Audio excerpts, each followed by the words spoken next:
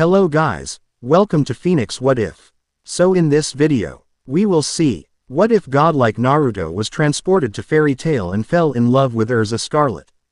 If you enjoy these kinds of stories, don't forget to show us some love by hitting the like button and subscribing to the channel. Your support means the world to us. Now, let's start the story. Chapter 1. A Sky Torn Asunder. The water still tasted the same. That was the thought that anchored Naruto Uzumaki as he stood on the head of the stone Hashirama, the spray from the waterfall misting his face. Years had passed since his final battle with Sasuke in this valley, a clash that had shattered the landscape and remade their world. Now, peace reigned. It was a deep, quiet peace, the kind he had fought and bled for. The kind that had settled over the nations like a warm blanket. His friends were happy, building families, leading their villages, and living the lives he had sworn to protect. He was the Hokage, the strongest shinobi to have ever lived, a hero revered by all. And he was profoundly, deeply, restless. He had mastered the power of the Sage of Six Paths, become a perfect Jinchuriki to all nine-tailed beasts, and could bend the very elements to his will. There were no more threats that required his godlike power. No more wars to end, no more villains to redeem. He had won. The NCE that followed victory was louder than any explosion. He looked across the chasm to the crumbling visage of Madara Uchiha, a monument to a bygone era of conflict. He had saved the world, but in doing so, had he saved a place for himself in it? A flicker in the sky caught his attention. It wasn't the sun glinting off a bird's wing or a trick of the light. It was a pinprick of impossible color, a swirl of violet and gold that pulsed against the serene blue. Naruto's senses, honed to a razor's edge, screamed at him. This was not chakra. It was something else entirely, an energy that felt both ancient and utterly alien. The pinprick dilated, widening into a swirling vortex that tore at the fabric of the sky itself. The air grew heavy, thick with a pressure that would have brought any normal person to their knees. Clouds warped around its edges, drawn into the spiraling maw. He didn't feel fear. He felt curiosity, a pull. It was the first truly unknown thing he had encountered in years. Pushing off from the stone head, he landed silently on the valley floor, his eyes fixed on the celestial anomaly. It was growing larger, the hum of its power now an audible thrum that vibrated in his bones. He could feel it tugging at him. A gentle but insistent summons. His sage mode flared to life, the orange pigmentation around his eyes a stark contrast to his focused blue irises. He could feel the life energy of the entire continent, the steady, familiar pulse of every living thing. And then there was this hole in the world, pulling at the very threads of reality. He took a step towards it, then another. This was foolish. He was the Hokage. He had responsibilities. But the warrior within him, the part that had never truly known peace, was awake and roaring. With a final glance back at the village hidden in the distance, he made his decision. He gathered chakra to his feet and launched himself into the air, a golden streak of energy ascending towards the impossible vortex. As he drew closer, the pull intensified.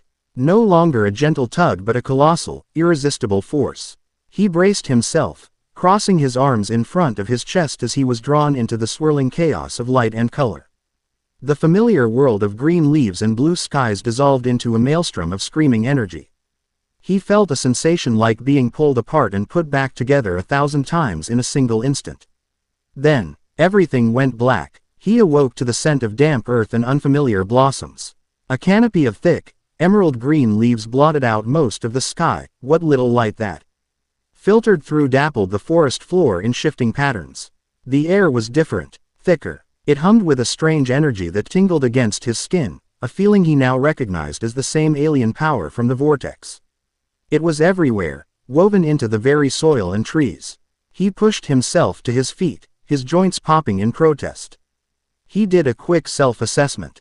No injuries. His chakra reserves were full. The tailed beasts quiet but present within him.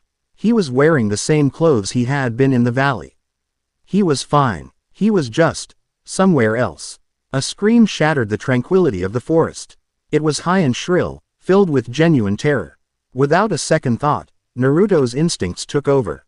He vanished, not with a flicker or a puff of smoke, but simply ceasing. To be in one place and appearing in another, the intervening space crossed in a heartbeat. He materialized at the edge of the woods, his eyes taking in the scene before him. A small, quaint village of cobbled streets and timber-framed houses was under attack. But the attacker was not a shinobi. It was a massive, ape-like creature covered in shaggy white fur, with a single, brutal horn protruding from its forehead. It held a terrified villager in one massive fist, roaring as it swiped at the others who scrambled to get away. A Vulcan, he would later learn it was called. To him, it was just a big, ugly monkey. Before any of the villagers could even register his sudden appearance, Naruto was moving. He flowed forward, not with blinding speed, but with a liquid grace that seemed to bend the space around him. He appeared before the beast, his expression one of mild annoyance. The Vulcan roared, its attention shifting to the new threat. It swung its free arm, a club-like fist that could shatter stone, aiming to pulverize him. Naruto didn't even bother to dodge. He simply raised one hand, palm open, and caught the fist. A deafening crack echoed through the village as the creature's bones shattered on impact. The Vulcan howled in pain and shock, dropping the villager it held. Naruto gave its arm a slight push, and the entire beast, weighing several tons, was thrown backward, tumbling end over end until it crashed into the side of a building, which promptly collapsed on top of it. A cloud of dust and splintered wood billowed into the air. Silence descended, broken only by the whimpers of the terrified villagers. Naruto dusted his hands off, his gaze sweeping over the crowd to ensure everyone was all right. That's when he saw her. Standing at the opposite end of the street was a woman who commanded attention. She was tall and stunningly beautiful, with a cascade of scarlet hair that seemed to defy gravity. But it wasn't her beauty that held him captive. It was the power she radiated. She was clad in gleaming silver armor, a sword strapped to her hip, and her brown eyes were wide with a mixture of shock, confusion, and suspicion. She hadn't seen where he came from. One moment, the street was empty, the next, he was there, and the monster was gone.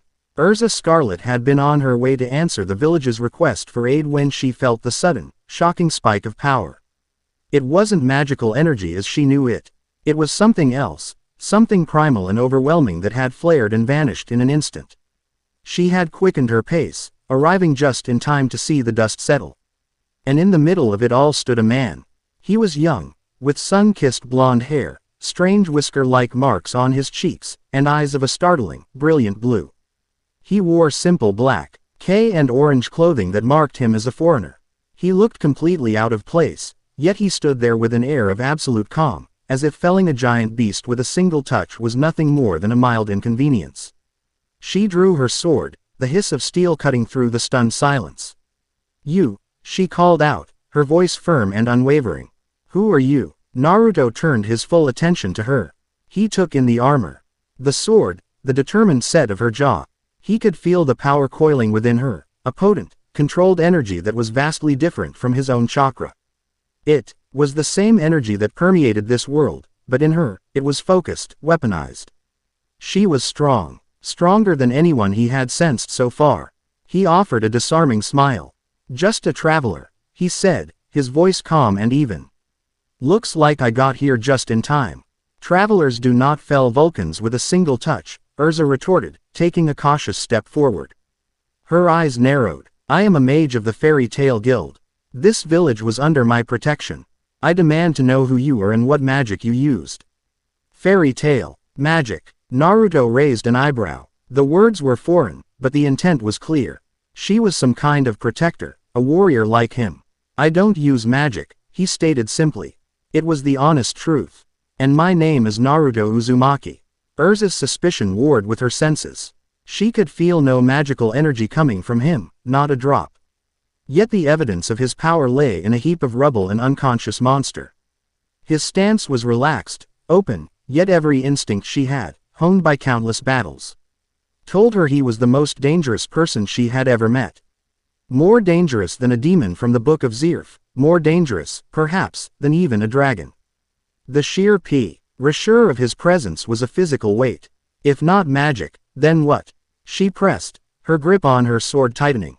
Naruto's smile didn't waver. "It's complicated." He looked from her to the trembling villagers who were slowly emerging from their hiding places.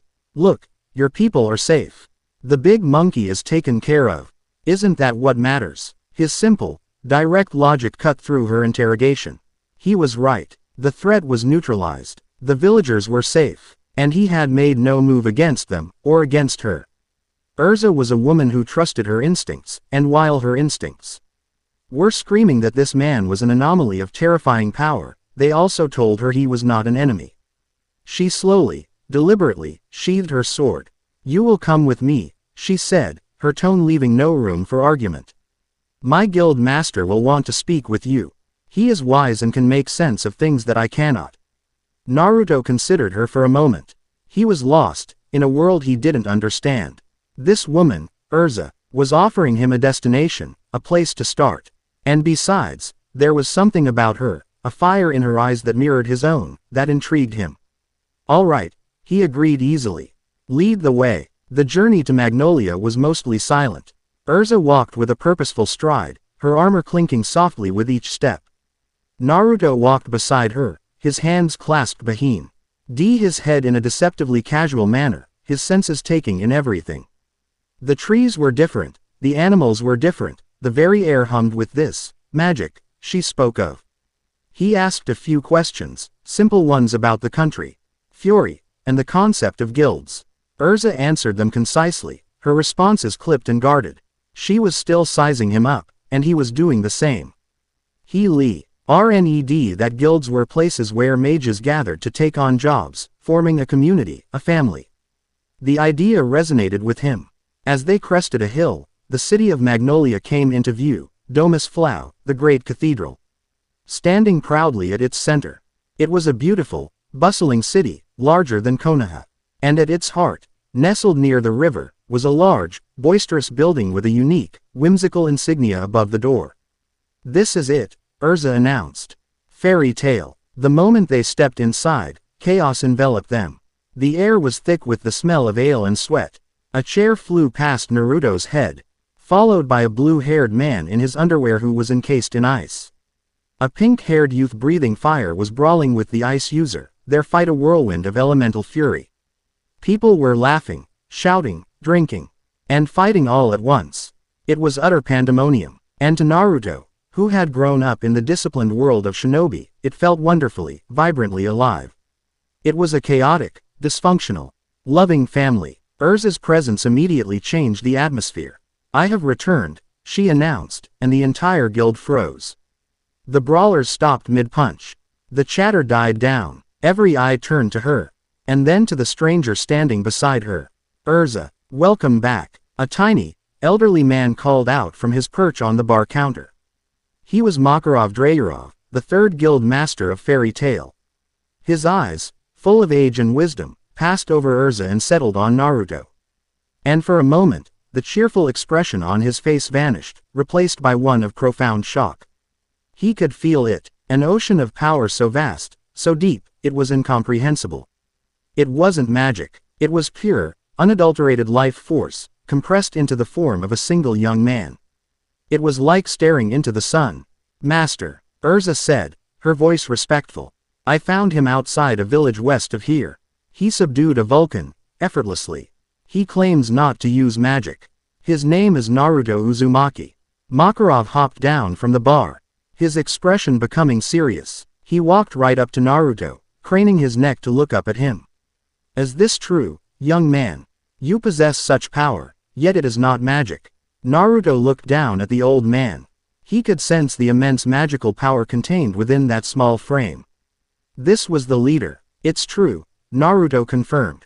It's called chakra. Makarov's eyes widened slightly. He had read of such things in ancient, forbidden texts, myths of energies from other worlds. He looked deep into Naruto's eyes, searching for any hint of malice or deceit. He found none. He found only a calm confidence, a deep well of kindness, and a hint of a profound loneliness that resonated with his own long years. He also sensed that provoking this man would be tantamount to inviting the apocalypse. The guild master made a decision, the kind of gut feeling that had guided his guild for decades. He smiled, a wide, genuine grin. Well, Naruto Uzumaki, any man who can shut Natsu and Gray up just by walking in the door is welcome here. Find a seat. Have a drink. You are a guest of Fairy Tail. A murmur went through the guild, a mixture of confusion and excitement. The tension broke. The pink-haired boy, Natsu, was instantly in Naruto's face, flames licking at his fists. You don't use magic. Then fight me. I'm all fired up. Before Naruto could respond, Erza's armored fist slammed into the top of Natsu's head, driving him face first into the floorboards. Show some respect, Natsu. He is our guest. Naruto just chuckled, the sound warm and easy. He looked around at the chaotic scene, at the strange and powerful people who had so readily accepted him, and at the formidable scarlet-haired woman who was already defending his honor.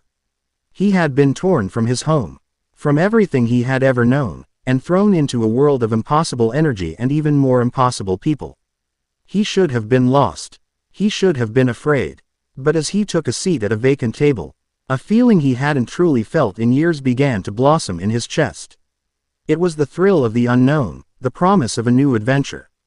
He accepted the mug of ale a white-haired woman named Mirajan offered him. His eyes finding Erza's across the crowded room. She gave him a slight, almost imperceptible nod of acknowledgement. His journey in this new world had just begun, and for the first time since the war had ended, he felt like he was exactly where he was supposed to be. Chapter 1 End. Chapter 2. The Weight of a Name. The next few days passed in a blur of controlled chows that Naruto found strangely comforting. He learned the rhythm of Fairy Tail, a cadence set by the crash of fists, the roar of laughter, and the clinking of mugs. He took on a simple job with Natsu, Gray, and Lucy, a classic, get rid of some oversized, pestilent monsters, request. Natsu, predictably, tried to solve the problem by burning down half the forest. Gray's solution was to freeze the other half. Lucy summoned a spirit who seemed more interested in complaining about her contract than fighting. Naruto simply watched, an amused smile on his face, before ending the entire affair in under 10 seconds. He didn't use a Rasengan or summon a giant toad. He just created 24 shadow clones, each one perfectly mimicking his own taijutsu. The clones moved through the horde of monsters like a whirlwind, a symphony of precise kicks and disabling chops. When the dust settled, every creature was lying on the ground, unconscious and neatly stacked in a pile. Natsu stared, his jaw hanging open. What was that? You made more of you. They're clones, Naruto said with a shrug, dispelling them in a puff of smoke. Saves time. Lucy's eyes were wide as dinner plates. That's not a type of magic I've ever seen. Is it a lost magic? Some kind of spatial projection? Something like that, he answered vaguely, leaving them more confused than ever. He was holding back, reining in the continent-shattering power that churned within him. He was a guest in this world, and unleashing his full strength felt like shouting in a library. But even these small glimpses, these casual displays of skill that were second nature to him, were enough to set the guild buzzing. He was an enigma, a man of impossible power who preferred to spend his afternoons laughing at their antics and eating ramen at the bar. And Erza Scarlet watched him. She watched him during the brawls, noting how he never got hit, simply swaying out of the way of a flying table or a stray blast of magic with an almost lazy grace. She watched him with the children of the guild, a genuine warmth in his eyes as he entertained them with simple transformation tricks. And she watched him when he was quiet, his gaze distant, as if looking at a world no one else could see. Her warrior's soul screamed at her that what she was seeing was a fraction of the truth. It was a dragon pretending to be a lizard, and the need to see its true form was an itch she could no longer ignore. One sun-drenched afternoon, she found him in the guild's designated training field, a large, cratered patch of land behind the main hall. He was balancing on a single finger atop a pointed fence post, his eyes closed, seemingly meditating. The entire guild had followed her out, a silent, expectant crowd. Natsu, Gray, Lucy, Mirajan, even Makarov, who watched with keen interest from the porch. Naruto Uzumaki. Erza's voice rang out, clear and sharp. Naruto's eyes opened. He pushed off the post, landing silently on the ground before her. Erza, he acknowledged, his tone pleasant. What's up? I wish to gauge your strength, she stated, her voice devoid of challenge but full of sincere intent. Here and now, I will use my full power. I ask that you do the same. A slow smile spread across Naruto's face. It was the first time someone in this world had looked at him and not just seen a curiosity, but a fellow warrior. It was a look he knew well. "You're sure about that?" he asked, a genuine spark of excitement in his eyes. "I wouldn't want to break your toys." Erza's expression didn't flicker. "My armor is an extension of my will. It does not break easily." She took a step back, a golden light enveloping her. Requip. Heaven's wheel. Her casual clothes dissolved into a suit of gleaming silver armor with large, feathered metal wings. In the air behind her, a magic circle shimmered, and from it emerged dozens, then hundreds of swords, all pointed directly at Naruto. The guild gasped. This was one of Erza's most famous armors. A display of overwhelming force. "Let us begin," she declared. Blumenblatt. With a sweep of her hand, the swords rained down on him, a torrential downpour of steel that churned the very earth.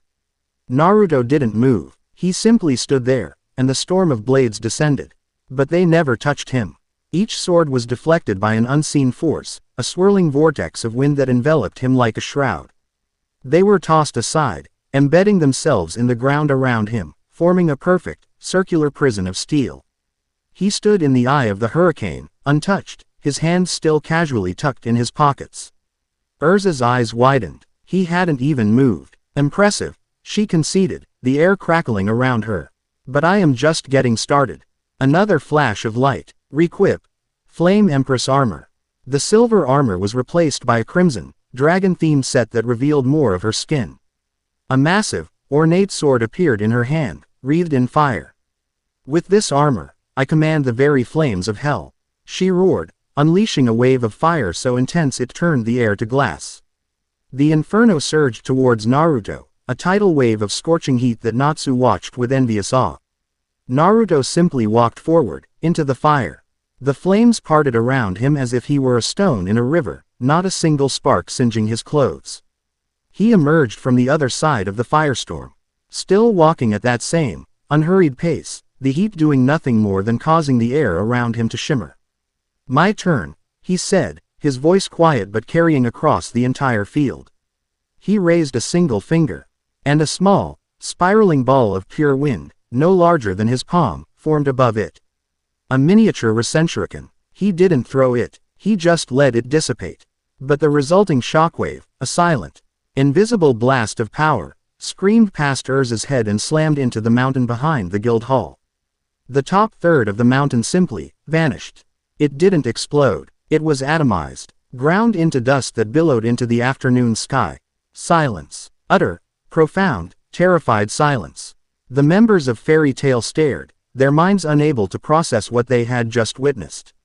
Makarov's pipe fell from his mouth.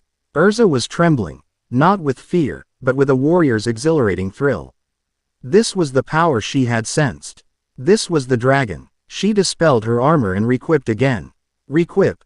Adamantine armor. Two massive, interlocking shields formed a defensive wall in front of her, the metal glowing with protective magic. "This is my ultimate defense. Nothing has ever scratched it." Naruto stopped a few feet from her. He looked at the shield, then at her determined eyes behind it. He reached out and gently tapped the center of the shield with his index finger. A faint ping echoed across the field. For a moment, nothing happened. Then, a tiny, spiderweb crack appeared where he had touched it.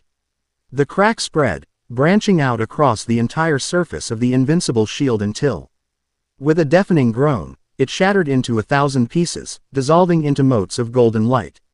Erza stumbled back, her breath catching in her throat. Her ultimate defense, broken by a single touch. She was breathing heavily now, a fine sheen of sweat on her brow. But she wasn't beaten. Her eyes blazed with an indomitable spirit that Naruto found himself deeply admiring. "One last strike," she said, her voice a low growl. The magical pressure around her skyrocketed, a crushing force that made the ground tremble. Requip. Purgatory armor. This new armor was terrifying. Black, spiked, and demonic, it radiated an aura of pure destruction. The massive, serrated sword she held seemed to drink the very light from the air. This was the armor she saved for her most powerful foes. The one that signified she was holding nothing back. "This is everything I have," she yelled, her voice raw with effort as she charged, the ground cracking beneath her feet. She swung the massive blade in a devastating overhead arc, pouring every ounce of her magical power and physical strength into this single, final attack. The sword descended, a black blur of death aimed at splitting him in two. Naruto didn't move. He simply raised his right hand, his index and middle fingers extended. He met the two-handed, full-powered strike of the Purgatory Armor's sword with the tips of two fingers. There was no sound, no epic clash of steel. The blade just stopped. It halted its descent inches from his forehead, held perfectly still by his fingertips. The force of the impact had nowhere to go. It erupted outwards, a colossal, invisible shockwave that tore up the entire training field. The ground exploded, ripping a massive crater in the earth. The members of Fairy Tail were sent flying, saved only by Makarov instantly growing to his giant size and shielding them with his body. The very air seemed to scream in protest. But in the center of it all, Naruto hadn't moved a single inch. He stood there, holding back Erza's ultimate attack with two fingers, his expression calm, almost gentle. Erza stared, her arms shaking from the strain, her mind reeling. She had put everything she was, everything she had, into that blow. And it was nothing. He gently pushed the sword away, and Erza staggered back, the Purgatory Armor dissolving around her, leaving her in her normal attire, panting and utterly spent. The duel was over. You're strong, Erza, Naruto said, his voice soft. Really strong. Your will is incredible. He meant it. It wasn't just her magic, it was the fire behind it. She could only stare at him, her heart pounding a frantic rhythm against her ribs. She had faced gods and demons, but she had never felt so completely and utterly outclassed. Deep within a subterranean ruin, miles away from Magnolia, robed figures knelt in a circle. In the center, a pool of black, viscous fluid rippled, not from a breeze, but from an unseen energy.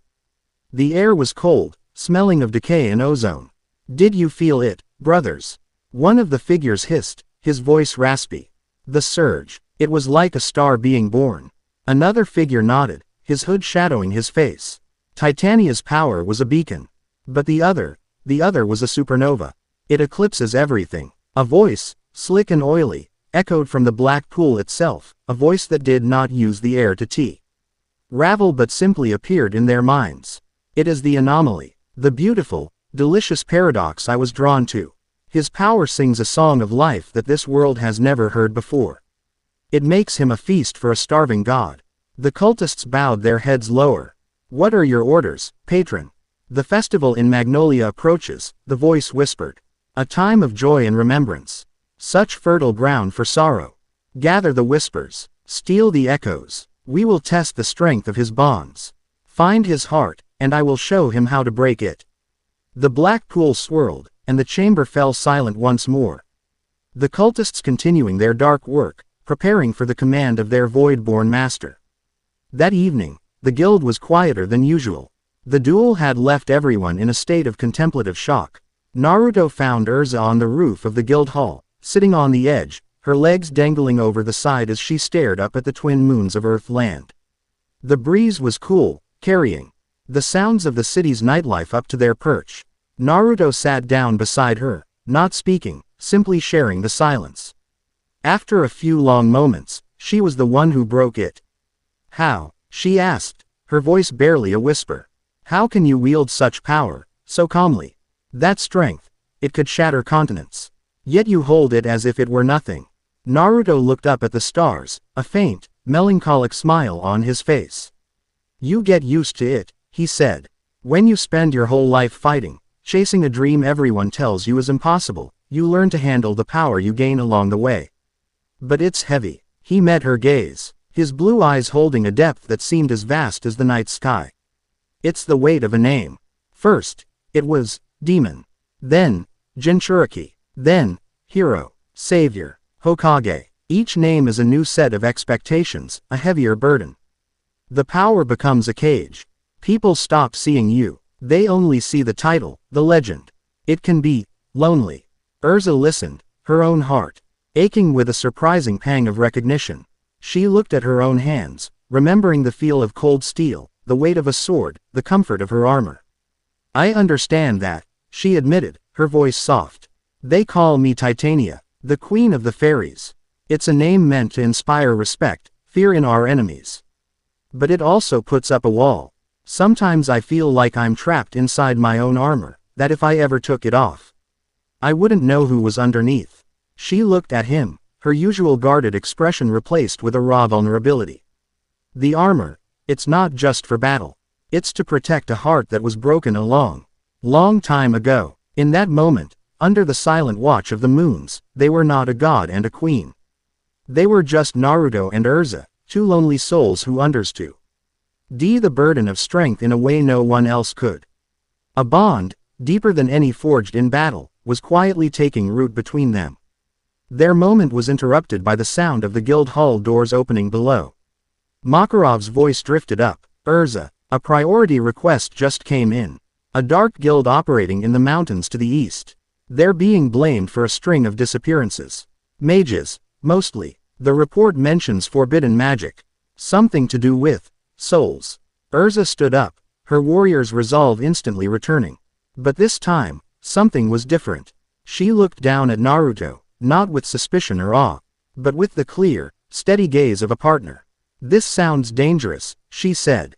I could use someone to watch my back. Naruto got to his feet, a genuine, confident smile lighting up his face. The restlessness that had plagued him in his own world was gone, replaced by a clear sense of purpose. Just tell me where we're going. Chapter 2 End. Chapter 3. The Void's First Touch. The path into the eastern mountains was narrow and treacherous, winding through ancient pines that clawed at a sky the color of slate. A persistent, damp chill clung to the air, a cold that had nothing to do with the altitude and everything to do with the palpable sense of dread that saturated the region. Villages became sparser, the people they passed on the road hurrying along with their heads down, refusing to make eye contact. Fear was a tangible thing here, a poison that had seeped into the very soil. Naruto walked with an easy, ground-eating stride, his vibrant orange jacket a stark ash of color against the muted greens and grays of the landscape.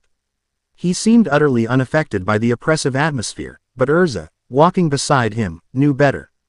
His senses were far sharper than hers. While she felt a vague unease, she knew he was experiencing the full, unfiltered texture of this place's misery. They're afraid, he said, his voice low, breaking a long stretch of comfortable silence. It's more than just a few missing people. It feels like the whole area has had the life wrung out of it.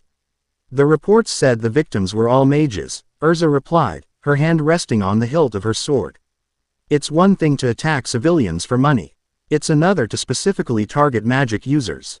It suggests a motive beyond simple greed. They're not just taking them, Naruto corrected softly. He stopped, closing his eyes for a moment. The orange pigmentation of sage mode flickered around his eyelids, unseen by his companion. I can feel echoes. Faint traces of them. Their life energy. It's been siphoned, drained away, not killed, consumed. Erza's blood ran cold. She had heard of forbidden magics, ancient and terrible arts that treated life and souls as a commodity. To hear it described so clinically, to know that someone was practicing it so close to home, filled her with a righteous fury. Then we will make them pay, she stated, her voice as hard as the steel of her armor. They arrived in the town of Oakhaven as dusk began to bleed across the sky. It was less a town and more a collection of shuttered windows and locked doors. The single inn they found was E.M.P.T.Y. save for a terrified-looking innkeeper who nearly fainted when Erza requested 2 rooms. He spoke in hushed, frightened tones, telling them of the shadows that came in the night. He said the mages from the local guild, a small outfit called Stone Wolf, had tried to fight them off a week ago.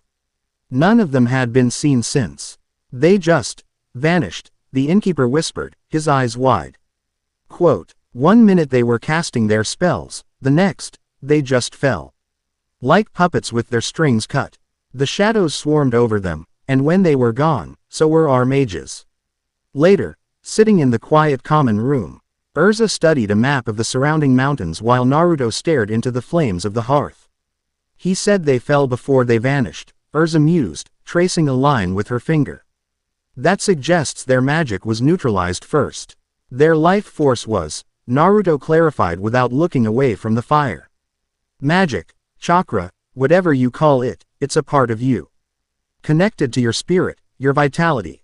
These things, whatever they are, they're not just blocking magic. They're eating the person who wields it. He finally turned to look at her, his blue eyes intense. This dark guild, they're not the source of this power. They're using a tool, something given to them. I can feel it now, a faint, foul signature. It's like a drop of ink in a bucket of clean water.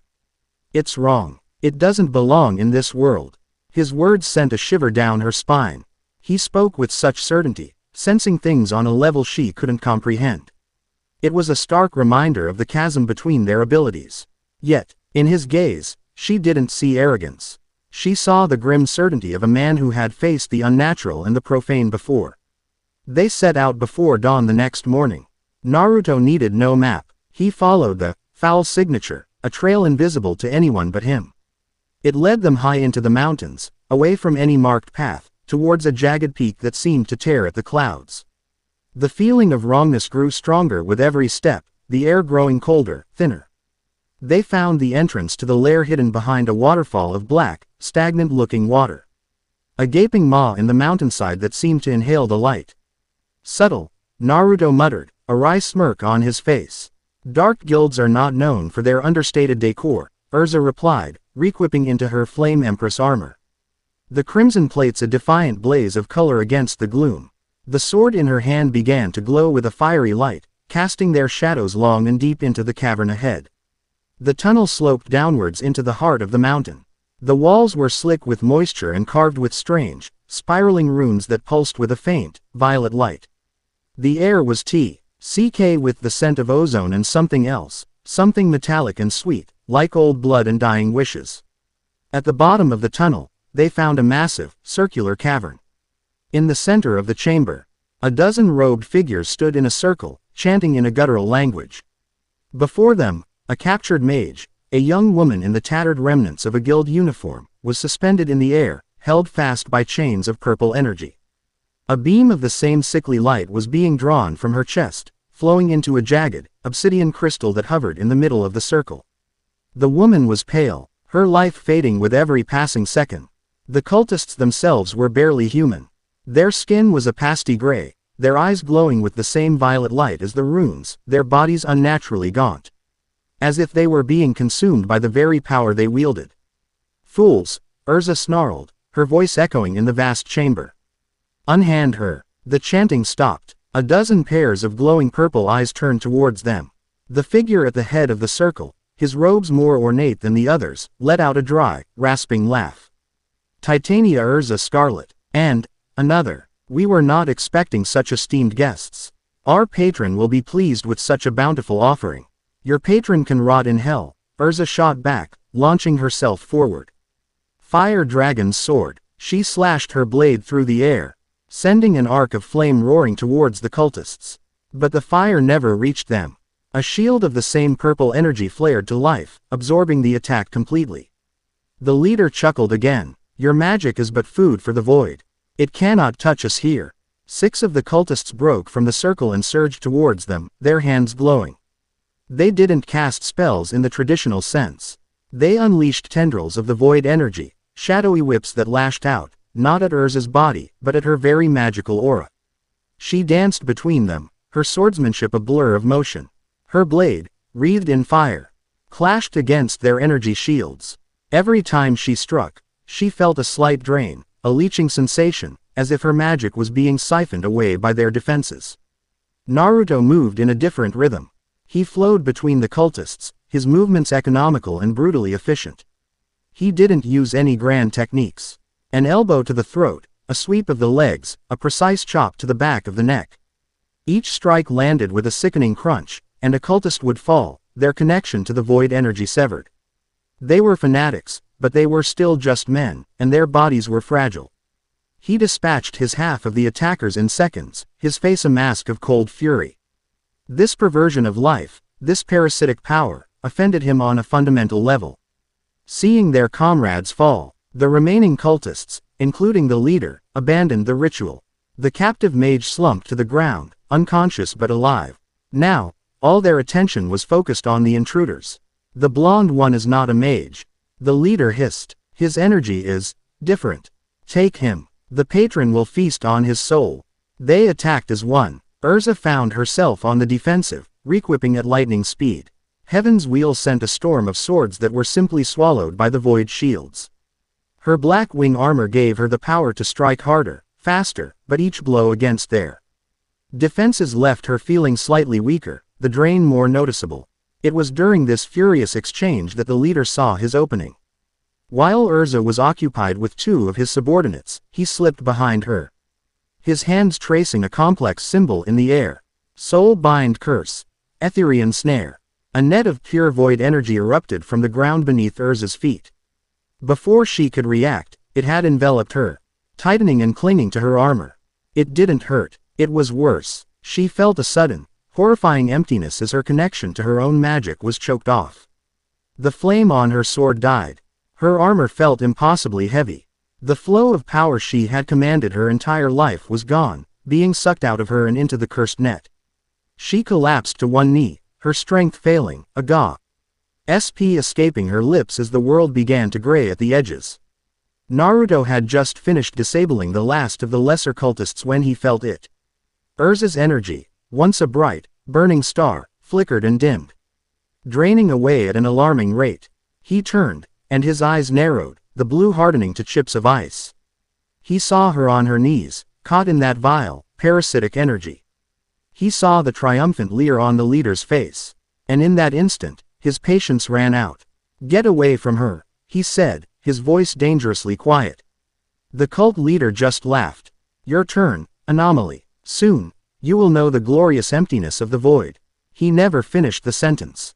The entire cavern began to tremble. A pressure, immense and ancient, slammed down on everyone present, forcing the air from their lungs. Naruto's eyes changed, the pupils elongating into horizontal slits, the vibrant blue of his irises now blazing with an inner light. Rich, orange pigmentation flowed into existence around his eyes, a mark of power that was one with the world itself. He had drawn the natural energy of the entire mountain into himself in less than a heartbeat. He had entered sage mode. From Erza's perspective, it was as if the sun had just been born inside the mountain. One moment, Naruto was a man. The next, he was a force of nature. The sheer power rolling off him in waves was suffocating, a physical presence that was 1,000 times more potent than any magic she had ever felt. It was the power of life itself, roaring in defiance against the deathly energy of the void. Naruto vanished. He appeared before the cult leader, his hand clasped around the man's throat, lifting him effortlessly off the ground. The leader's eyes were wide with terror, the void shield that surrounded him cracking and shattering like glass against the overwhelming force of Naruto's natural energy. "I said," Naruto repeated, his voice now a low growl that vibrated through the very stone, "Get away from her." With a flick of his wrist, he threw the leader across the cavern. The man slammed into the far wall with enough force to shatter the stone, falling to the ground in a broken heap. Naruto didn't spare him a second glance. He turned to the net surrounding Erza and simply touched it. The soul-bind curse, a forbidden and powerful magic, dissolved into nothingness, unable to exist in the presence of his pure life energy. Erza took a shuddering breath, her magic flooding back into her, a welcome warmth against the phantom chill. She looked up at Naruto, at this being of immense, primal power, and felt not fear, but a profound sense of safety. Naruto looked at the remaining, terrified cultists, then at the pulsating obsidian crystal at the center of the chamber. He knew it wasn't enough to just defeat them. He had to erase this taint. This foothold their patron had gained in his new home. He raised his right hand, and chakra, visible as a brilliant blue torrent, began to spiral into his palm. It grew rapidly, a grinding, shrieking sound filling the cavern as he mixed his wind nature into it, creating a miniature star of destructive power. A giant Rasengan. He didn't throw it, he slammed it down into the floor of the cavern. Sage art. Massive Rasengan. The world went white. The cavern, the cultists, the crystal, everything was consumed by a colossal sphere of grinding, rotating energy. The entire mountaintop erupted upwards in a silent, slow-motion explosion of rock and dust. The Rasengan didn't just destroy the cavern, it vaporized it, carving a perfectly hemispherical crater out of the mountain's peak, leaving it open to the sky. When the light faded, Naruto stood in the center of the newly formed crater, the morning sun shining down on him. Erza was behind him, shielded from the blast by his body. The Dark Guild was gone. Every trace of the void energy had been scoured from existence. It was in the sudden, ringing silence that the voice came. It didn't echo from the crater walls. It spoke directly inside Naruto's mind, a voice that was ancient, intelligent, and utterly alien. Magnificent. A shadow coalesced in the air before them, not a solid form, but a distortion in space. A patch of darkness that seemed to absorb the light. Such power, such purity of life. You truly are a delicious paradox, Naruto Uzumaki. A nexus of vitality in a world that runs on a lesser energy you call magic. I am Verlag, and I have crossed galaxies of empty space, drawn by the song of your soul. Naruto's sage mode was still active. He could feel the nature of this entity. It was not alive. It was not dead. It was nothing. A conscious emptiness. The source of the foul signature. So you're the one pulling the strings, Naruto said, his voice calm, but his fists clenched. These creatures were merely utensils. Tasting the meal before the master arrives, Verlag's voice whispered in his mind. You have destroyed my anchor, but it matters little. I have your scent now.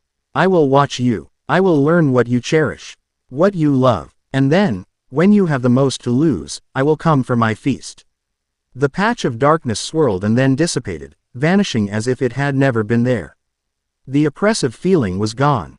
They were alone on the shattered peak of the mountain. Naruto's sage mode faded, the immense pressure receding, leaving him looking like himself again. He turned to Erza, a grim look on his face. She was staring at him, her eyes wide, trying to reconcile the kind man who liked ramen with the terrifying being who could level mountains and converse with cosmic horrors. Are you all right? He asked, his voice full of genuine concern. Erza could only nod, her throat suddenly dry. The danger was over, but a far greater one had just announced itself. She had seen a fraction of his true power. And she now understood. He wasn't just a strong traveler. He was a force of nature, a god in human form. And he had just attracted the attention of a devil from beyond the stars. They returned to Fairy Tail not just as comrades, but as two soldiers who had stared into the abyss together.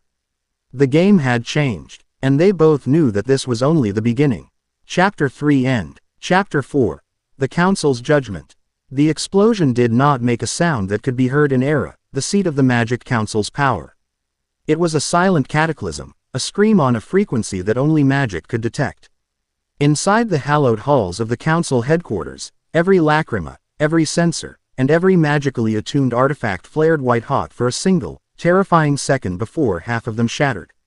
Alarms blared, a discordant symphony of panic that sent robed officials scrambling through the corridors. Inside the main council chamber, the 10 council members sat frozen.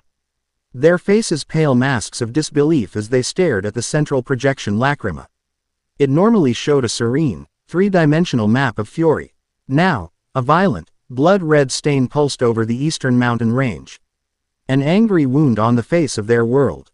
Report. Chairman Grand Doma bellowed, his voice trembling despite his effort to project authority. A terrified censor mage burst into the room, a scroll trembling in his hands. The readings are impossible, sir. The energy signature doesn't match any known element. It's not fire, not light, not shadow. It's something else. The sheer volume, it dwarfs the firing of the Etherian cannon. It exceeds the historical readings we have for Acnology's rampages. It was a continent-level event that lasted for precisely 1.3 seconds and then vanished completely. A wave of murmurs washed over the council. Etherian was their ultimate weapon. Acnology was their boogeyman, the specter of absolute destruction. To hear of a power that eclipsed both, wielded with surgical precision, was unthinkable. It must be a weapon, Org, a portly and perpetually nervous councilman, stammered. The kingdom of Pergrand. They must have finally completed their research into. Don't be a fool, Org, a sharp voice cut in. It was Lahar, head of the 4th Custody Enforcement Unit, his youthful face a stark contrast to the aged and panicked men around him. He stood by the doorway, his uniform immaculate, his expression grim but focused. This was not the clumsy signature of a man-made weapon. The energy was focused, almost organic. It appeared and disappeared in an instant. That suggests control. A wielder. A wielder. Grand Doma repeated, his voice barely a whisper. What kind of being could wield such power? Lahar stepped forward, his gaze fixed on the pulsing red light on the map. Our long-range sensors picked up 2 magical signatures at the epicenter just before the event. One belonged to a dark guild known as the Soul Harvesters, who we were investigating for the disappearance of several mages. That signature has been completely erased. The other signature, faint but unmistakable, belongs to Erza Scarlet of Fairy Tail. The name dropped into the chamber like a stone in a silent pool. Fairy Tail. It was always Fairy Tail. The guild of fools who caused more property damage than they prevented, yet who somehow always found themselves at the center of world-altering events. Send the army, someone shouted. Declare a state of emergency. Another cried. Silence. Lahar's voice cut through the noise like a whip crack. All eyes turned to him. We are operating on incomplete information. We know the what and the where, but not the who or the why. Rushing in blindly will only provoke a being we cannot hope to control. I will take my unit to the site. We will investigate the epicenter, and then we will proceed to Magnolia. We will handle this with caution and diplomacy first. Force will be our absolute last resort. Grand Doma, seeing the decisive clarity in the young commander's eyes, nodded slowly. Go, Lahar, find the source of this power. And if it is a threat, contain it. By any means necessary. The Rune Knights arrived at what was left of Mount Hakob 2 days later. Their airship landed in a nearby valley, and they proceeded on foot, the sense of wrongness growing with every step. When they Ally crested the last ridge and looked upon the scene, even the stoic, battle-hardened knights faltered. Where a jagged mountain peak should have stood, there was a perfectly smooth, hemispherical crater. As if a god had scooped out the mountain's heart with a giant spoon. The rock at the crater's edge was fused into black, glassy obsidian from the intense heat and pressure. There was no rubble, no debris. Just a gaping, unnatural void. By the first masters, Dorenbald, Lahar's second in command, breathed, his usual laid-back demeanor gone. What could do this? Lahar didn't answer. He was walking the perimeter. His sensor lacrima in hand.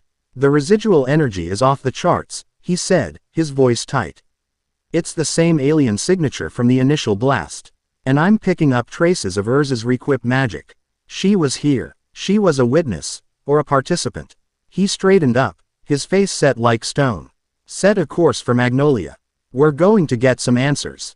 The arrival of the Rune Knights in Magnolia was a stark and sudden affair. 10 of their airships descended from the clouds, casting long, ominous shadows over the bustling city. Citizens scurried out of the streets, shopkeepers pulled down their shutters. This was not a friendly visit. The knights, clad in their distinctive blue and white uniforms, disembarked with silent, disciplined precision. They didn't march on the guild hall. Instead, they established a wide, circular perimeter, blocking every street that led to Fairy Tail, their magic staves held at the ready. It was a siege, a clear and unmistakable message of intimidation. Inside the guild, the mood was a tinderbox. Natsu was already wreathed in flames, smashing his fists together. They wanna pick a fight with Fairy Tail. Let 'em try. I'll turn their stupid uniforms to ash. Cool it. Flame Brain, Gray shot back, stripping off his shirt out of habit. Charging in is what they expect. We need a plan. Makarov sat on the bar, his face a thunderous scowl. The arrogance of the council knows no bounds. To lay siege to one of their own guilds without so much as a formal inquiry. Erza stood by the door, her arms crossed, her expression resolute. This is because of me. And Naruto. They detected the energy from the mountain. I will go out and speak with them. This is my responsibility. No, it's not, a calm voice said from the back of the room. Naruto had been quietly finishing a bowl of ramen, seemingly oblivious to the crisis. Now, he stood up, wiping his mouth with a napkin. He walked towards the front of the guild, his footsteps making no sound. He placed a reassuring hand on Erza's shoulder as he passed her. It's my responsibility, he said, his voice soft enough for only her to hear, yet it carried an unshakable certainty. I knew this would happen. Fear is always the first response to the unknown. Let me handle it. Before anyone could argue, He pushed open the large double doors and stepped out into the sunlight, alone. The entire guild, from Natsu to Makarov, rushed to the doorway, standing on the steps behind him, a silent, defiant wall of support. Lahar stood in the middle of the street, flanked by Dorenbolt and 50 of his best knights. He saw Naruto emerge, this blonde-haired stranger who matched no description in any of their databases. He felt a faint, almost unnoticeable pressure in the air, a stillness that hadn't been there a moment before. "You are Naruto Uzumaki," Lahar stated, his voice amplified by a communication lacrima. "I am," Naruto replied, his voice calm and even, yet it carried a cross T. He distanced with perfect clarity without any magical aid. Lahar unrolled a formal scroll. "By the authority of the Magic Council of Fury, you are hereby designated an unregistered S-class threat.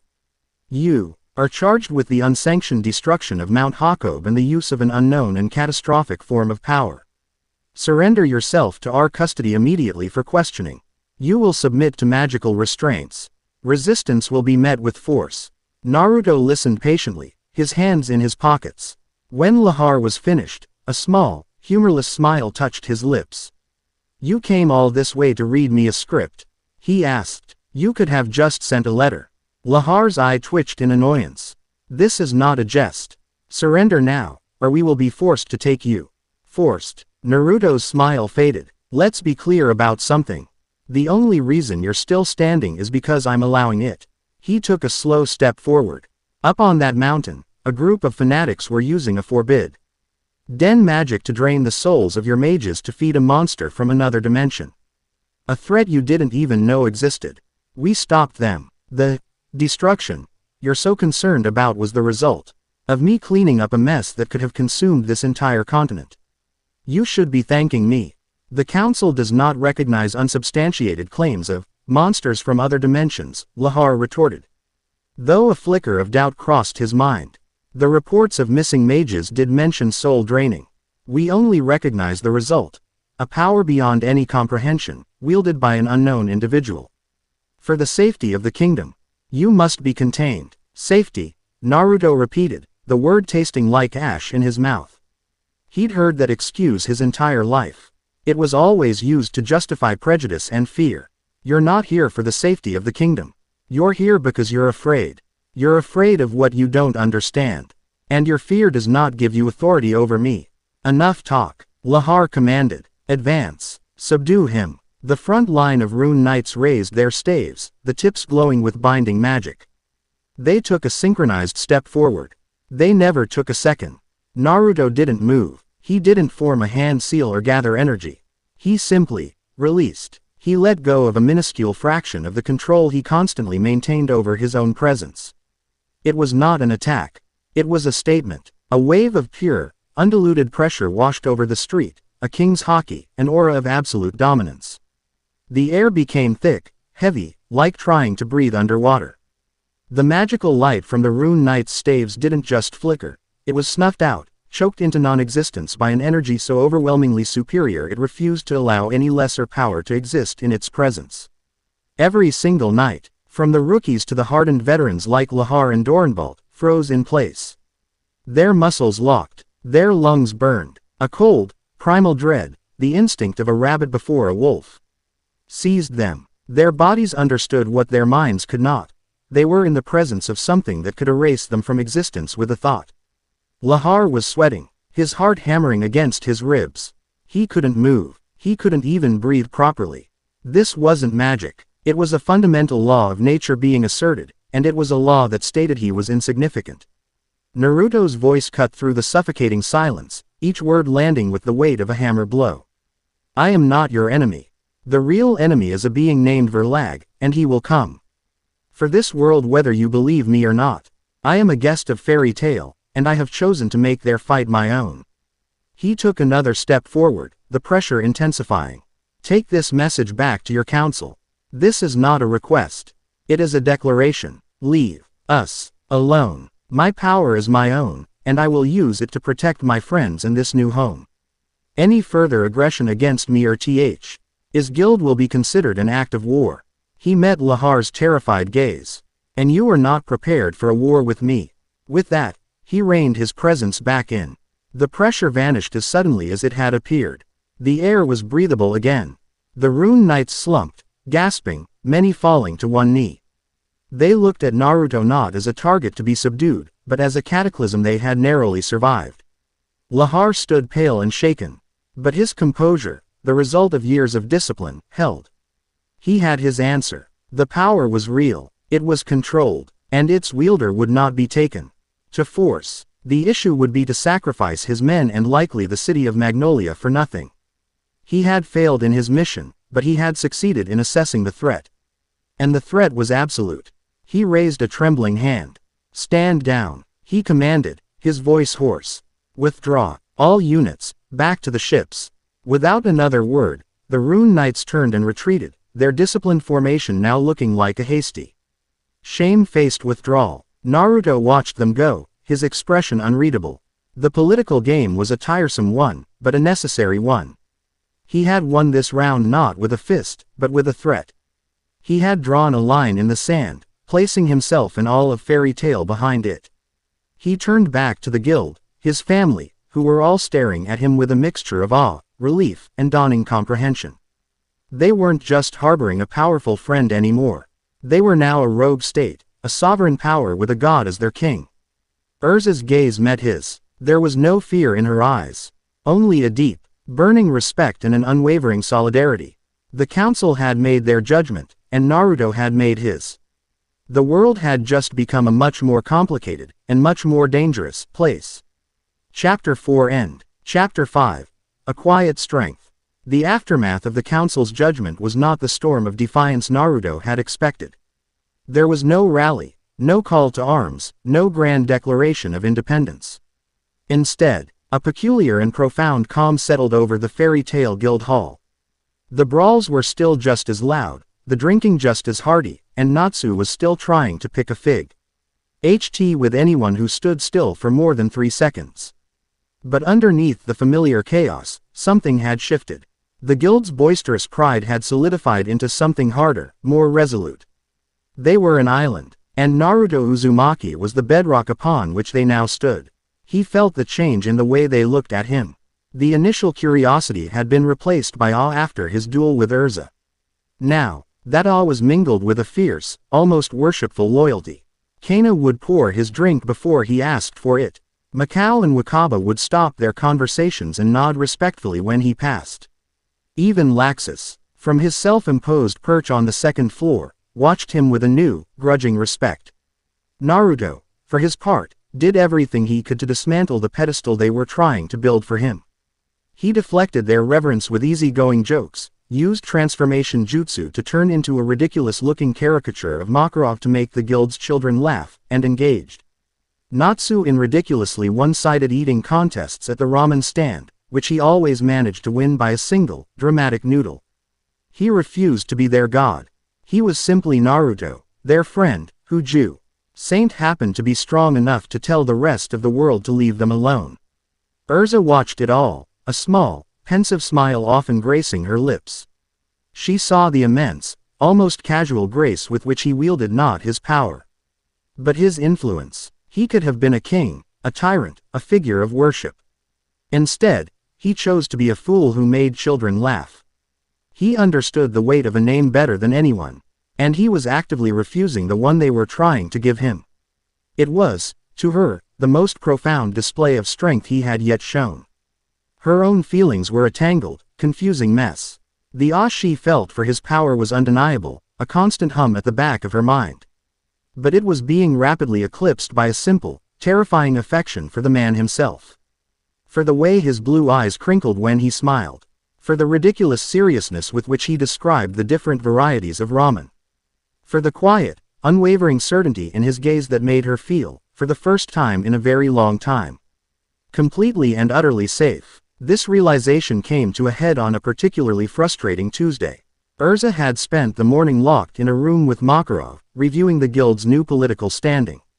They were officially pariahs. Trade embargoes were being discussed at the council level, and other official guilds were being formally warned against associating with them.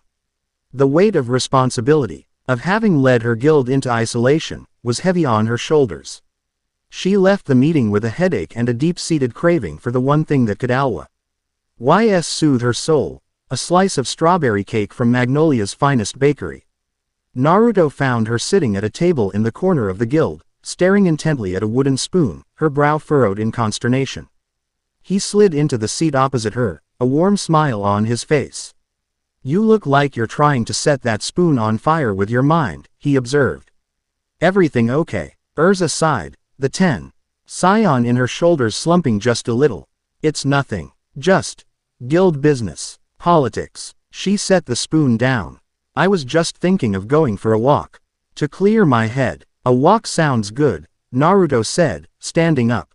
"Where to?" She found herself, almost against her will, leading him through the bustling streets of Magnolia towards a small, elegant patisserie with a cheerful blue and white striped awning. The smell of sugar and baking bread wafted out to meet them. It was her happy place. But as they approached the counter, her heart sank. The display case was filled with all manner of delectable treats. But the tiered platter where the strawberry cake usually sat held nothing but a few lonely crumbs. "Oh," the young woman behind the counter said, her expression apologetic. "I'm so sorry, Miss Erza. A gentleman just bought our last slice not 2 minutes ago. I can have another cake ready in a few hours." Erza just shook her head, her disappointment a palpable aura. "No, that's quite all right. Thank you." She turned and walked out of the shop, her stoic mask firmly in place, but Naruto could feel the wave of genuine melancholy that washed over her. It was such a small thing, a slice of cake, but it was the final straw on a day of heavy burdens. He watched her walk a few paces ahead, her shoulders slumped. He looked at the dejected line of her back, then back at the bakery. A mischievous glint appeared in his eye. "Hey, Erza, wait up," he called out. "I forgot to ask the baker something. Be right back." Before she could respond, he zipped back into an alleyway beside the shop. 2 seconds later, an elderly man with a large, bushy white mustache and a comically oversized hat emerged from the alley, grumbling to himself as he walked down the street in the opposite direction. Erza watched him go, confused, before Naruto reappeared at her side, a cheerful grin on his face. "Okay, all set," he said. "What were you doing?" she asked, her eyebrow raised in suspicion. "Just tying up a loose end," he said cryptically. He fell into step beside her, and they walked in silence for a few minutes, heading towards the park by the river. They found a quiet, empty bench under the shade of a large willow tree. "So," Naruto said, patting the spot next to him. "Have a seat." As she sat down, he reached into his jacket. "I believe this belongs to you." He produced a small, white cardboard box. He opened it, and resting inside on a delicate paper doily was a perfect, pristine slice of strawberry cake. Erza stared at it, her mouth slightly agape. She looked from the cake to his smiling face, her mind racing. "How?" "Let's just say the gentleman who bought it had a sudden change of heart," Naruto said with a wink. He realized he was actually craving a savory meat pie instead. "I helped him with the exchange. Even left a generous tip for his trouble." Erza's eyes narrowed. "Naruto, did you steal this cake?" Her voice was stern, but he could see the corners of her lips fighting a smile. "Stole. That's a strong word. I prefer strategically reallocated. Look, I saw the guy. He was a tourist. What does he know about the deep, spiritual connection a person can have with a specific slice of cake from a specific bakery? He wouldn't have appreciated it. Not like you will." He handed her the small fork that came with it, his expression so earnest, utterly convinced of the righteousness of his absurd logic, that she couldn't hold back any longer. It started as a small tremor in her chest, a feeling so foreign she barely recognized it. Then, a soft chuckle escaped her lips. And then, for the first time since she was a small child, long before the Tower of Heaven had taught her that joy was a luxury she couldn't afford, Erza Scarlet threw her head back and laughed. It was a beautiful sound. Clear and bright, filled with a genuine, unburdened mirth that made Naruto's own heart feel impossibly light. He had faced down armies, battled gods, and held the fate of the world in his hands, but that single, musical sound felt like his greatest victory. He just watched her, a goofy, love-struck grin plastered on his face, as she wiped a tear from the corner of her eye and finally, gratefully, took a bite of her cake. That night, the laughter faded, replaced by the cold, clinging tendrils of memory. In her quiet room at Fairy Hills, Erza slept, and in her sleep, she dreamed. She was a child again, barefoot and shivering on the cold stones of the Tower of Heaven. The air smelled of salt and despair. The chains were heavy on her wrists. The phantom cries of her friends, of old man Rob, echoed in the darkness. Then, he was there. Jelal. Not the Jelal she had fought and forgiven, but the twisted, possessed specter of her nightmares. His face was a mask of cruel glee, the strange tattoo over his eye glowing with malevolent power. You are weak, Erza, the dream Jelal hissed, his voice a chorus of whispers. You will always be weak. You build your walls of armor. But I know what's underneath. Just a scared, lonely little girl. You can't save anyone. You couldn't even save me. The chains tightened, pulling her to her knees. The darkness pressed in, suffocating her. She tried to requip, to summon a sword, but her magic was gone, lost to the overwhelming power of her own trauma. This was her prison, the one she returned to every time she closed her eyes. In another room nearby, Naruto sat in a meditative pose, his senses spread out across the guild, a silent, nightly watch he had taken upon himself. He felt the usual hums of energy, Natsu's fiery, restless sleep, Gray's cool stillness, Lucis' gentle warmth. Then, he felt a sudden, sharp spike of terror. It was cold and raw, a purely emotional signal that screamed of pain. It was coming from Erza's room. He was outside her door in an instant, his hand raised to knock. He hesitated. It was an invasion of her privacy. But the feeling intensified, a silent scream of S.U.C.H. profound agony that had resonated with his own past, with the loneliness of a boy hated by his entire village. He made a choice. Closing his eyes, he focused his sensory abilities, not on the physical world, but on the landscape of her heart, her mind. The connection was immediate, a rush of cold and fear. He didn't force his way in. He just reached out, a silent offer of presence. And her struggling consciousness, desperate for an anchor, pulled him in. He found himself standing in the cold, dark tower of her dream.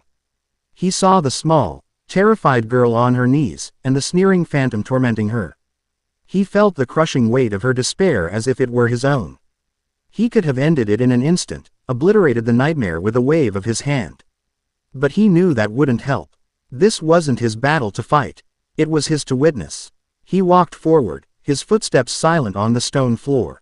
He appeared beside the kneeling child Erza, not as a god of immense power, but simply as Naruto.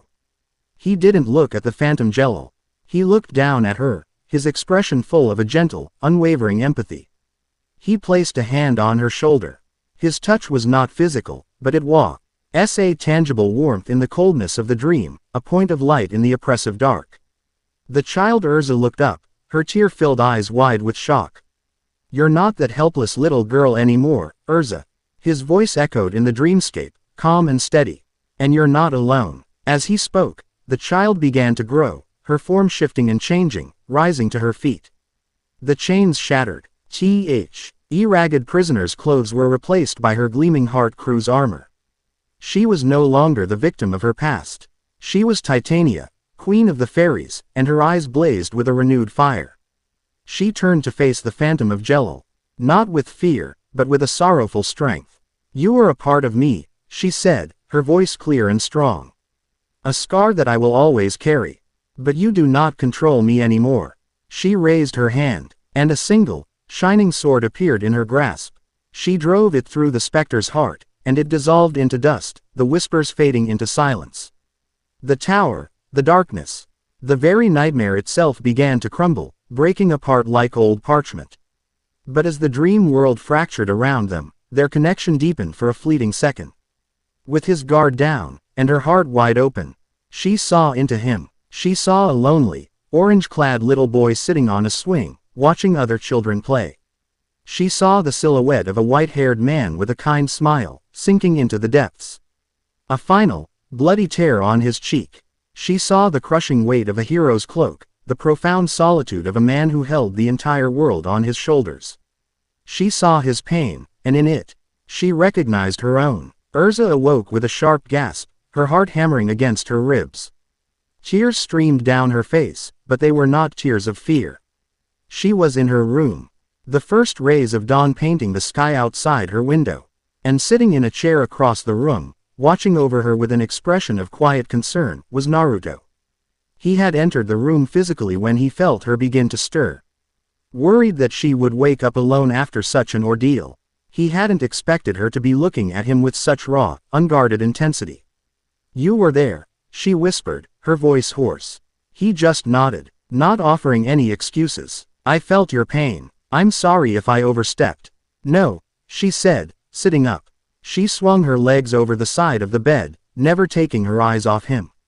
"I'm not sorry." She looked down at her hands, then back up at him. "I saw you," she said softly.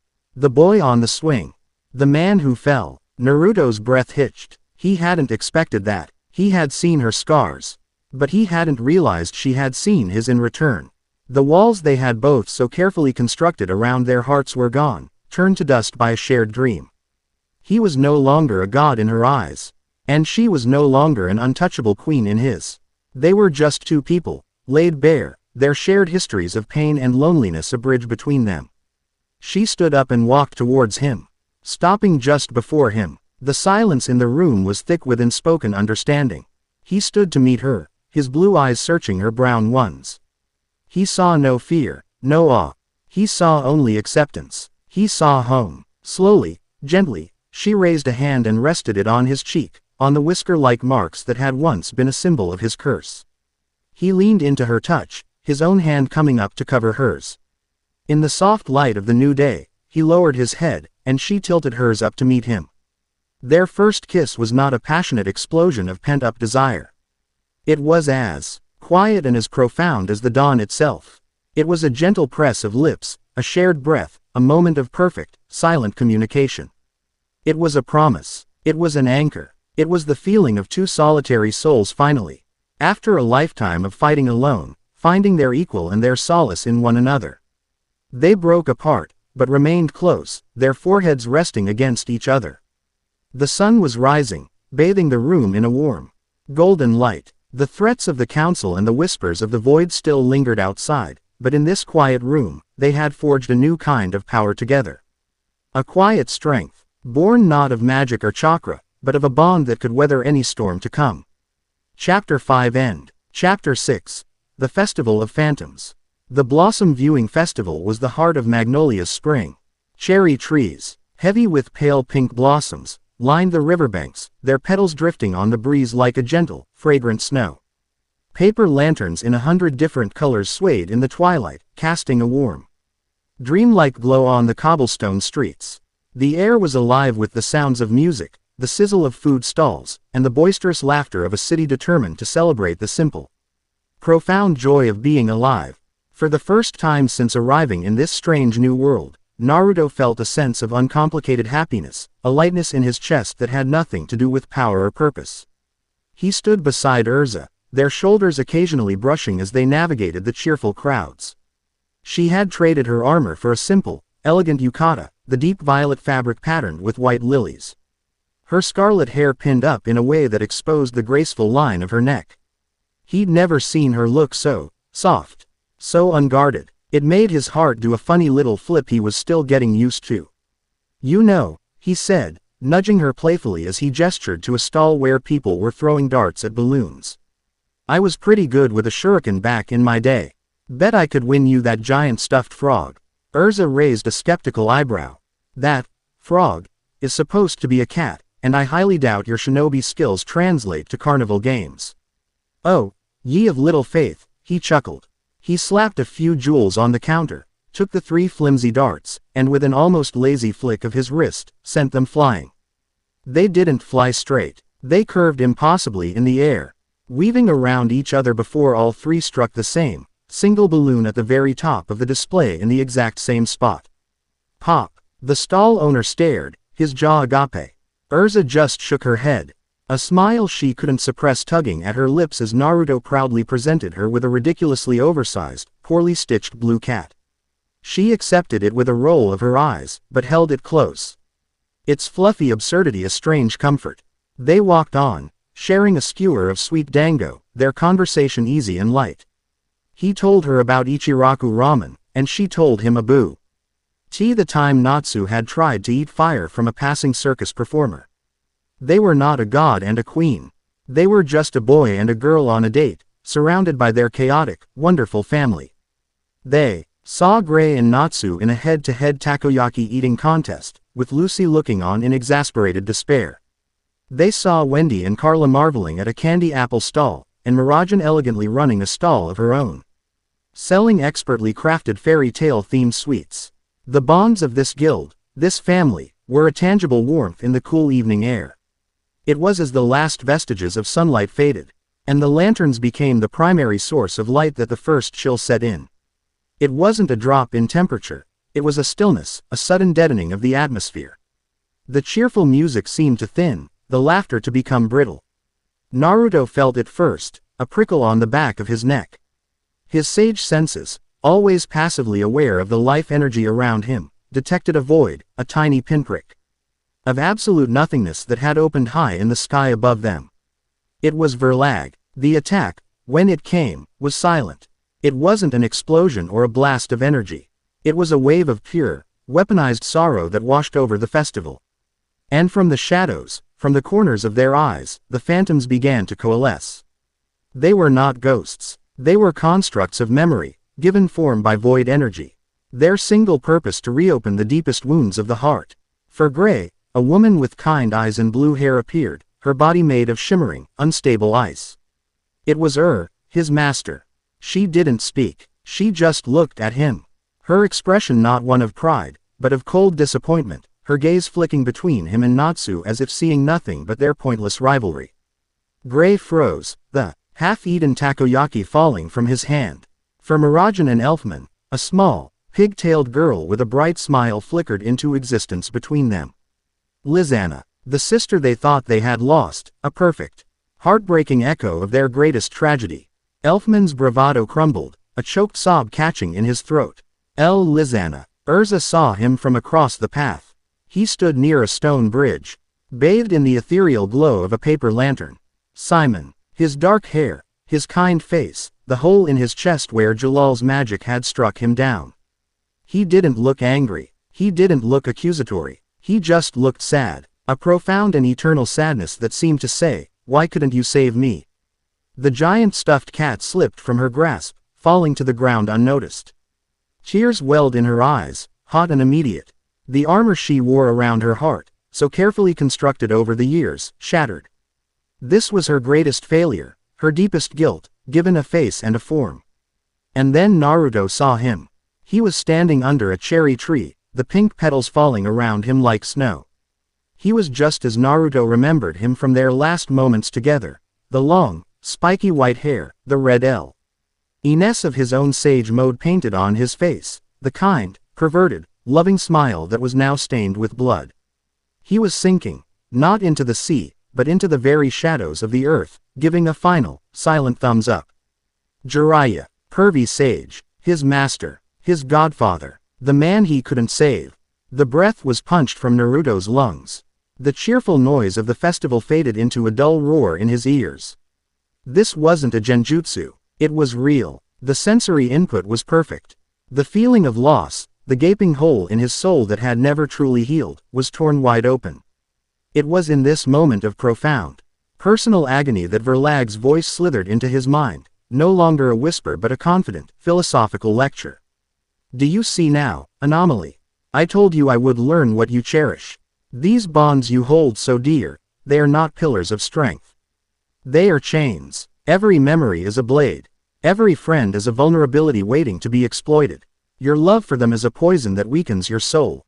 The voice was a slick, cold counterpoint to the raw emotion tearing through him. Naruto looked around, seeing the pain on his friends' faces, the tears streaming down Erza's cheeks. As she stared at her own personal ghost, he felt his resolve waver. Was Verlag right? Was this the price of connection? A life of perpetual vulnerability, of scars that could be reopened at an enemy's whim. True power is an island. Verlag continued, his voice dripping with condescending pity. It is absolute, untouchable. To achieve a state of perfection, you must sever every tie. Erase every memory. Stand alone. And you stand invincible. Join me. Naruto Uzumaki. Let go of this painful, fragile world. Embrace the glorious, silent perfection of the void. The Phantom of Jiraiya took a step forward, its sorrowful eyes meeting Naruto's. For a heartbeat, Naruto was lost. He was a boy again, crying over a loss too great to bear. But then, through her own tears, Erza saw him. She saw the utter devastation on his face as he stared at the apparition of the white-haired man. She recognized that look. It was the same look of soul-deep loss she saw in the mirror every time she let her guard down. Her own pain was a roaring inferno. But seeing that this godlike man could be brought to his knees by a memory, it sparked something within her. A fierce, protective instinct that was stronger than her own grief. She pushed through the phantom of Simon, walking right through the silent, accusatory image as if it were nothing but smoke. She reached Naruto's side, and her hand, trembling but firm, found his. Her fingers laced with his. "Naruto," she said, her voice thick with tears but ringing with an unwavering conviction. "It's not real. Look at me." Her touch was an anchor in the storm of his grief. Her voice cut through the insidious whispers of the void. He tore his gaze away from the ghost of his master and looked at the real, living, breathing woman beside him. He saw the tears on her face, the pain in her eyes, but he also saw an unbreakable strength, a faith in him that defied the phantoms, that defied logic. And in that instant, he understood. Verlag, a being of absolute nothingness, could only see the negative space. It saw loss, but not the love that caused it. It saw pain, but not the joy that made the pain worth bearing. It saw a bond as a single, fragile thread, not as part of a tapestry that gave life its strength and meaning. The orange pigmentation of sage mode flowed around his eyes, and a wave of pure, golden life energy rolled off him. It wasn't an attack, it was an affirmation. It was the warmth of the sun pushing back against a creeping frost. "He's right about one thing," Naruto said, his voice quiet but resonating with power, his grip on Erza's hand tightening. "These memories, they hurt. They're the heaviest things we carry." He looked back at the Phantom of Jiraiya, but this time, there was no pain in his eyes. Only a deep, abiding love and respect. "But they're also what make us who we are. They're our strength. That's a lesson a thing that's never lived could never understand." His golden aura washed over the festival square. The phantoms did not scream or explode. They simply faded. The positive, vibrant life energy was anathema to their void-based forms, and they dissolved like mist in the morning sun, their sorrowful purpose unfulfilled. The chill in the air vanished. The terror in the sky sealed itself. The music, hesitant at first, slowly began to swell again as dazed and confused mages tried to shake off the sudden, inexplicable wave of despair. The festival was ruined, the mood shattered, but the immediate threat was gone. Naruto and Erza stood together, their hands still clasped, a silent island of understanding in the sea of confusion. A final, chilling whisper brushed against Naruto's mind. It was no longer condescending. It was filled with a cold, newfound curiosity. A fascinating response. "You they fed me well this night, on the despair of an entire city. I am stronger now, thank you." Naruto's blood ran cold. He had been so focused on the ideological battle, he hadn't seen the true strategy. The phantoms weren't the attack. They were a tool, a means to an end. The true attack was the emotional fallout. Verlag had harvested the fear, the grief, the raw pain of 1,000 souls and had used it to fuel his own power. To solidify his connection to their world. They hadn't defeated him. They had fed him. He looked at Erza, and she saw the grim understanding dawning in his eyes. They had won the battle for their own hearts. But in doing so, they had helped their enemy win a small but crucial part of the war. Verlag wasn't just an enemy to be fought with fists. He was a parasite who fed on the very essence of what made them human. And he was growing stronger. Chapter 6 End. Chapter 7. The Sage's Legacy. The cherry blossoms continued to fall, but their gentle descent now seemed like a mockery. In the days following the festival, a heavy quiet draped itself over the fairy tale guild hall. The phantom attack had left no physical scars, only deep, invisible wounds that festered in the silence. Natsu wasn't shouting for a fight. He was spending long hours staring into the flames of the hearth, his expression unusually somber. Gray found himself instinctively looking over his shoulder. as if expecting to see the disappointed face of his master in every shadow. The vibrant, chaotic energy of the guild had been muted, replaced by a collective anxiety, the gnawing fear of an enemy. Who didn't break down your door but instead whispered your deepest regrets into your ear? Makarov, Erza, and Naruto sat at a large table in the guild's library, a room that was usually gathering dust. The master looked 100 years old, his face etched with worry. This Verlag, it does not fight like a dark mage or a demon from Zaref's books, Makarov said, his small hands steepled before him. It uses our own hearts as its weapon. How do we build a defense against our own memories? We don't, Naruto said, his voice cutting through the gloom with quiet authority. He leaned forward, his blue eyes intense. We can't. Those memories, good and bad, are part of us. Trying to block them out or build a wall around them is what gives them power. He glanced at Erza, a silent acknowledgement. The battle she had won in her own dream. The attack at the festival was a test. He wanted to see if our bonds were a weakness. When we proved they were our strength, he didn't retreat. He pivoted. He used the despair he created as fuel. He's not just a brawler, he's a strategist. Erza nodded, picking up his train of thought. Every move he makes has two goals, to weaken us emotionally and to strengthen himself physically. He's not just trying to defeat us. He's trying to harvest us. The clinical, chilling word hung in the air. That was when Naruto made his decision. He had been a shield for them. A deterrent against the council and a weapon against Verlag's minions. But a shield can only be in one place at a time. This enemy was a poison, one that could seep in anywhere. To fight it, Fairy Tail didn't just need a shield. They needed an antidote. I can't fight this battle for you, Naruto announced, his gaze sweeping between the master and Erza. But I can give you a new weapon. He stood up, a new resolve hardening his features. Meet me in the training yard in 1 hour. Bring Natsu, Gray, Laxus, and Mirajan. It's time I shared a piece of my world with yours. An hour later, the chosen group stood in the cratered training field, a place still bearing the scars of his duel with Erza. The mood was a mixture of confusion and skepticism. Natsu was impatient, Gray was guarded, and Laxus leaned against a rock with his arms crossed, an arrogant smirk on his face. What's this about, Naruto? Laxus drawled, his voice laced with condescension. Gonna teach us some party tricks. Naruto ignored him. He walked over to a nearby tree and plucked a single green leaf from its branch. He then walked to the center of the group, holding the leaf up for all to see. In my world, he began, his voice calm and steady.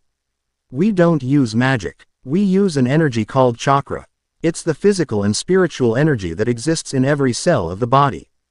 It's the essence of your life force. He looked directly at them. One by one, you all have immense magical power. But you treat it like a well, drawing from it when you need to cast a spell. You don't realize you have an ocean inside you that you've never learned to swim in. He placed the leaf on his forehead. It clung there as if glued in place. This is the first lesson every student in my village learns. The goal is to focus a small, constant stream of your internal energy, your chakra, to the surface of your skin. Too little, and the leaf falls. Too much, and you'll blast it away. It requires perfect, pinpoint control. This isn't about power. It's about balance. He distributed leaves to each of them. The exercise began. Natsu, true to form, slapped the leaf on his head and scrunched up his face in concentration. AWI, of smoke curled off the leaf before it burst into flames. Damn it, he roared in frustration. Gray scoffed. It's about control, idiot, not brute force. He placed the leaf on his own forehead and concentrated. A thin layer of frost instantly coated the leaf, and it fell to the ground with a faint clink. He scowled, trying again with the same result. Laxus just sneered. A child's game. Fane. Crackle of lightning sparked around his hand. He held it near the leaf on his forehead, trying to use the static electricity to hold it in place. The leaf was promptly blasted into confetti. Mirajan, in her gentle way, was having the most success. She closed her eyes, her breathing even, and managed to hold the leaf for a full 3 seconds before it fluttered to the ground. She opened her eyes, a small, determined smile on her face. But it was Erza who stunned them all. She took the leaf, her expression as serious and focused as if she were facing an army. She placed it on her forehead, closed her eyes, and took a single deep breath. The leaf did not move. It stayed perfectly still, as if it had grown there. Seconds turned into a minute, then two.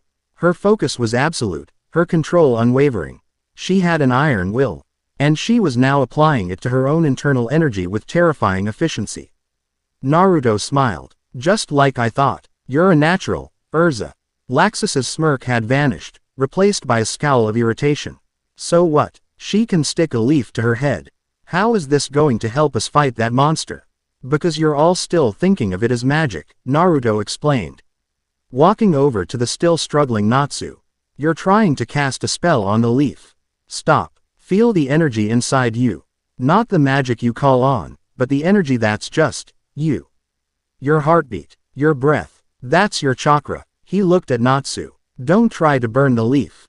Don't try to force it. Just convince it to stay. Make it a part of you. He spoke Natsu's language, the language of friendship and bonds. Natsu's eyes widened slightly. He took a new leaf, closed his eyes, and instead of trying to unleash his power, he tried to quiet it, to coax it out. The leaf trembled, then clung to his forehead for a single shaky second before falling. But it didn't burn. Natsu's eyes snapped open, a wide, triumphant grin on his face. I did it. Over the next few hours, they all began to grasp it. Gray learned to moderate his cooling effect, and Laxus finally swallowed his pride, his lightning-quick mind eventually finding the delicate balance required. The training was a revelation. It was a new way of thinking about their own power, not as an external force to be wielded, but as an internal one to be mastered. Miles away, in a shadowed ruin known only to the lost and the damned, Jello Fernandez stood before a crumbling stone tablet. The air was cold, the stones weeping with a dampness that had nothing to do with rain. The attack on Magnolia had been a psychic shockwave he had felt all the way in his remote hideout. It was the signature of the void, but on a scale that dwarfed the incident at the mountain. It was growing, and it was learning. His sources had confirmed his fears. Reports were trickling in from the remote corners of Fury. A small merchant guild in the north, gone. The entire guild hall, along with its 30 members, had vanished overnight, leaving nothing but a perfect square of barren, lifeless earth. A mining town in the west where every citizen with even a hint of magical potential was found in a catatonic state, their spirits hollowed out. Verlag wasn't just targeting powerful mages anymore. He was harvesting, indiscriminately, turning the very lifeblood of the continent into his personal wellspring of power. The council was in disarray, blaming Fairy Tail and burying their heads in the sand. Acknowledge was a dragon they could see, a physical threat they could track. This was a cancer, spreading unseen, and they were blind to it. Y'all knew there was only one person on the continent who had seen the face of this enemy and lived. He made a decision. It was a risk, one that could reopen old wounds, but the fate of the world was at stake. He found Naruto on a cliff overlooking Magnolia, watching the sunset paint the sky in hues of orange and purple. Naruto sensed his approach long before he arrived, but he didn't turn. Jello Fernandez, Naruto said, his voice neutral, I was wondering if you'd show up. Jello stopped a respectful distance away. He was taken aback by the sheer presence of the man. It wasn't just power, it was a profound stillness. The calm at the center of a hurricane. You know who I am.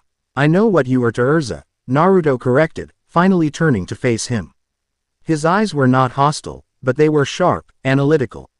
I know the pain you caused her. Jello flinched but did not look away. He deserved that, and more. The sins of my past are my own to bear. I am not here for forgiveness. I am here because the world is in danger of being consumed by an entity you have named Verlag. And what do you know about it? Naruto asked, his arms crossed.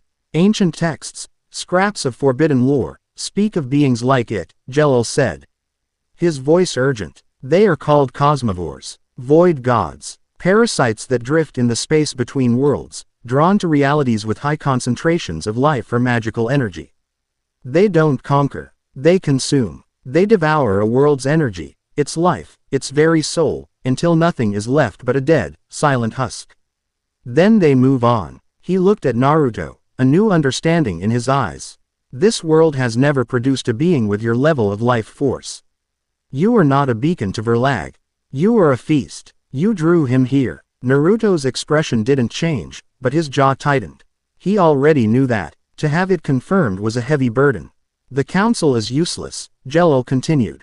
They're preparing to declare war on Fairy Tail, not the real threat. My guild, Crime Sorcier, is small. We operate in the shadows. We have eyes and ears all over the continent, but we lack the power for a direct confrontation.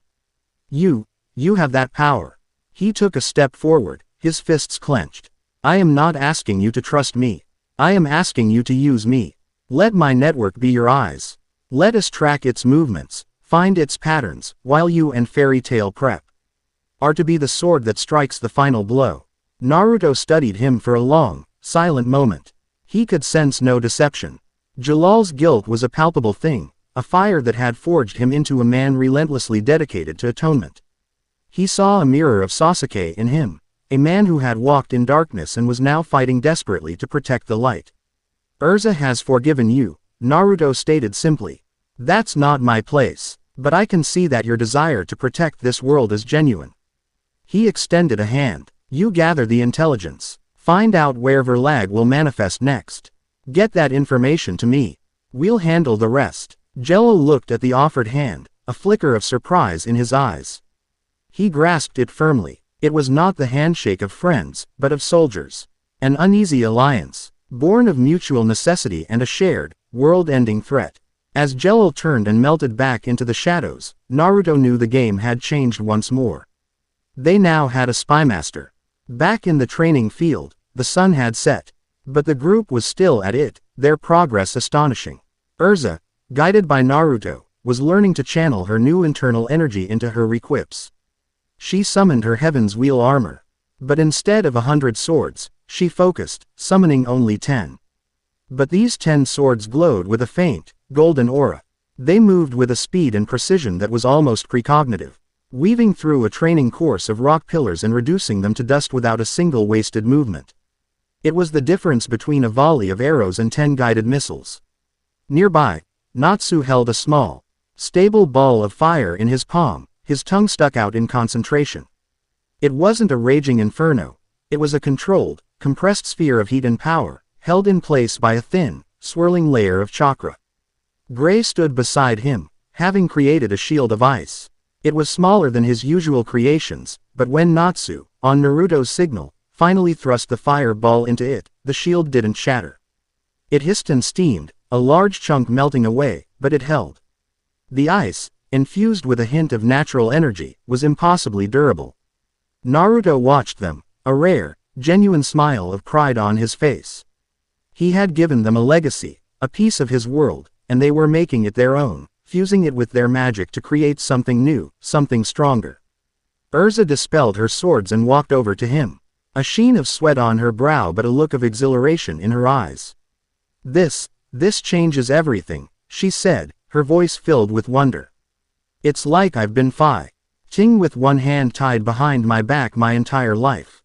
You're just scratching the surface, he said, his gaze drifting to the horizon, where the last light of day was dying. And you need to learn fast. She followed his gaze, her own expression turning serious. The joy of discovery was tempered by the grim reality of why this training was so necessary. They were stronger, more united, a fusion of two worlds' powers. But out there, in the growing darkness, their enemy was feeding. The shadow was stretching across the continent, and the race against time had begun in earnest. Chapter 7 End. Chapter 8. The God in the Void. The sky over Era broke. It did not cloud over or darken with a coming storm. It fractured, like a pane of black glass struck by an invisible hammer. Cracks of silent, let lightning spread across the firmament, and from these cracks, a horrifying, oily darkness began to pour into the world. It was not a creature that descended, it was a living, sentient abyss, a fall of nothingness that coalesced over the Magic Council's central plaza.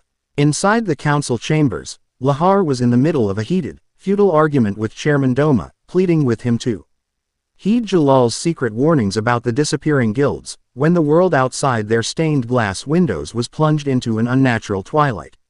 The alarms, the ones that had shrieked during Naruto's display, remained chillingly silent. The ancient magical defenses of Era, wards and barriers woven by the strongest mages in history, did not activate.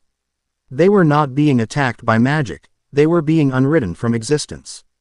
Verlag's form solidified. It was a blasphemy against nature, a vaguely humanoid shape 10 stories tall, composed of roiling shadows and the stolen, screaming specters of every mage he had consumed. Faces twisted in silent agony surfaced and sank within its dark mass. It had no face of its own, only a single, massive, pulsating sphere of violet light in its chest.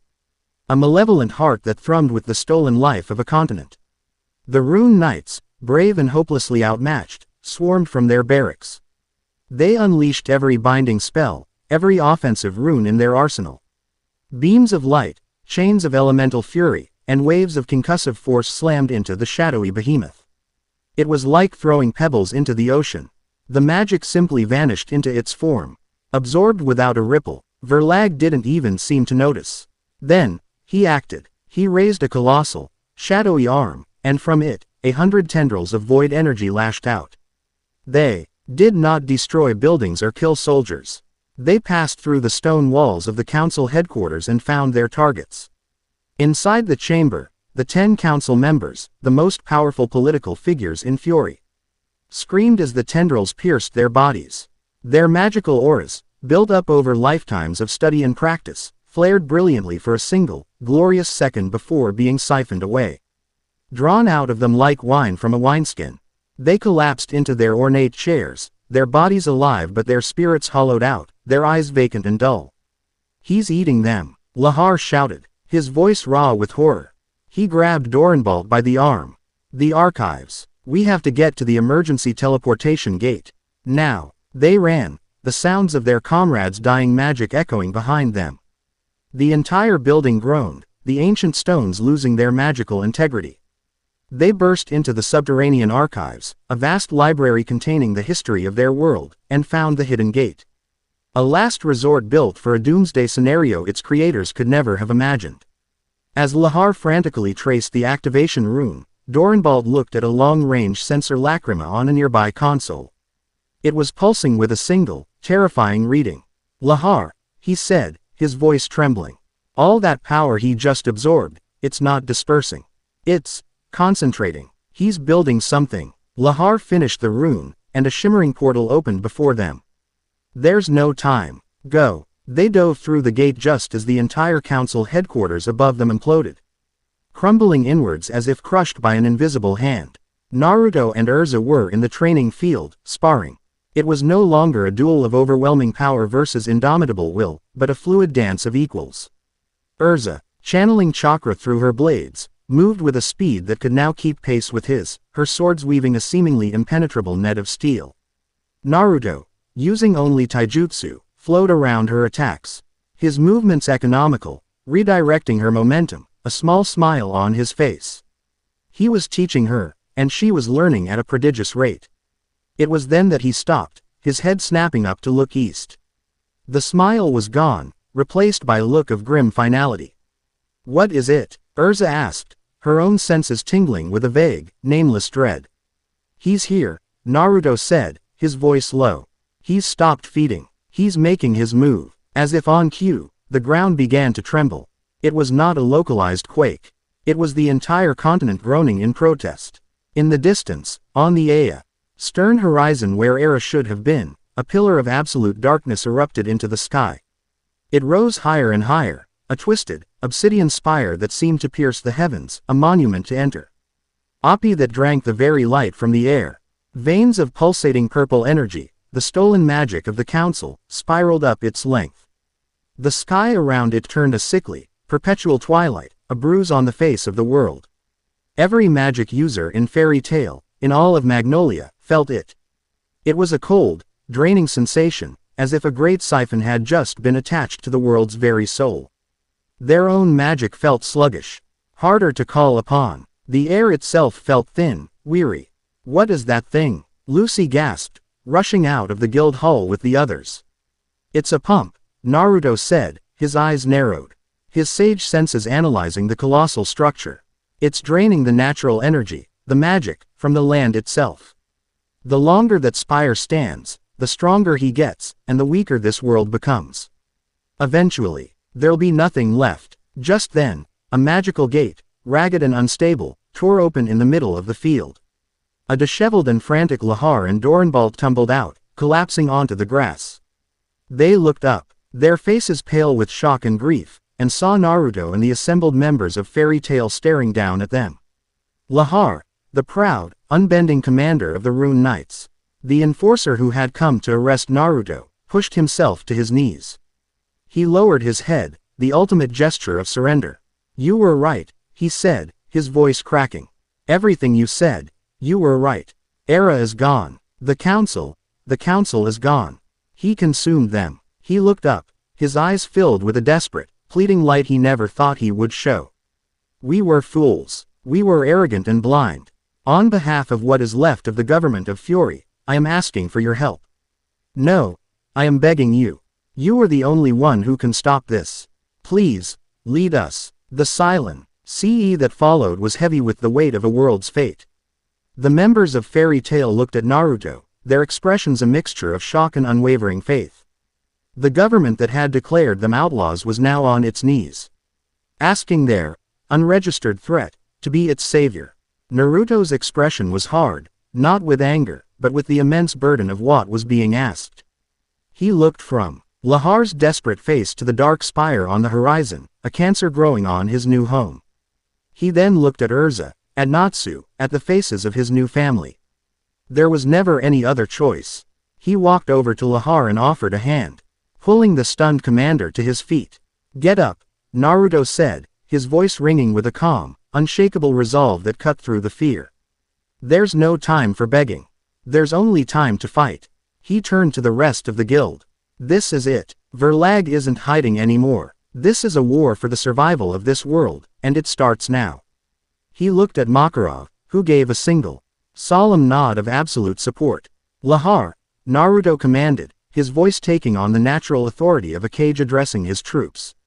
"Use whatever communication network you have left. Send a message to every guild in Fury, from Lamia Scale to Blue Pegasus. Tell them what happened. Tell them what's at stake."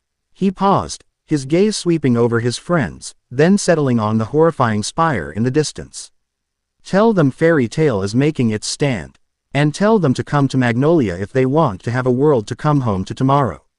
The message, broadcast on an emergency frequency, shot across the continent. In a snowy city, a master of ice magic looked up from his work, his rivalry with Grey forgotten. In a floating airship, a flamboyant man in a suit adjusted his glasses. His usual silliness replaced by a grim determination.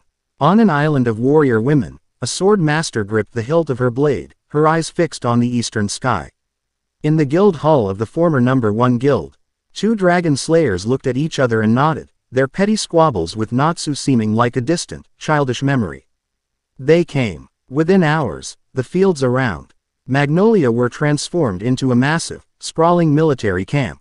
Airships bearing the insignias of a dozen different guilds descended from the sky. Wizards, renowned and unknown, powerful and novice, streamed towards the city. Their expressions a mixture of fear and defiance. They were a chaotic, disorganized, and often belligerent collection of rivals and strangers. But as they gathered before the Fairy Tail Guild Hall, a hush fell over them. Naruto stood on the guild's balcony, Erza at his right hand, Natsu and Grey at his left. He looked out at the sea of faces, at the assembled might of an entire nation's mages. All of them looking to him. He was no longer just Naruto Uzumaki, a visitor from another world. He was their last, best hope. He didn't need a speech filled with heroic platitudes. He just needed to give them the truth. "Look to the east," he called out, his voice carrying effortlessly over the massive crowd. "That tower is our enemy. A being called Verlag has come to our world to eat it. It has already destroyed Erza and consumed the Magic Council. Every second that tower stands, it drains the life from our land and makes him stronger. The governments are gone. The old rules are gone." He let that sink in, his gaze sweeping across the faces of Jura, Kagura, Ichiya, Sting, and 100 other guild masters and S-class mages. "There is no one coming to save us. There is only us. All of us." Today, there are no rival guilds. There is no Sabertooth, no Lamia Scale, no Blue Pegasus. Today, there is only one army, with one purpose, to tear down that tower and send He monster that built it back to the hell it came from. He drew a breath, his voice resonating with the power of his conviction. You came here for a fight. You came here to protect your homes. Stand with me. Stand with Fairy Tail. For Fury. A single, tentative cheer rose from the crowd. Then another. And then the entire assembly erupted in a deafening, unified roar, a sound of 1,000 disparate voices coming together as one. They were no longer a collection of guilds. They were an army, and they had found their general. Naruto and Erza stood side by side, the wind whipping at their clothes. And looked out not at the army before them, but at the dark spire that blighted the horizon.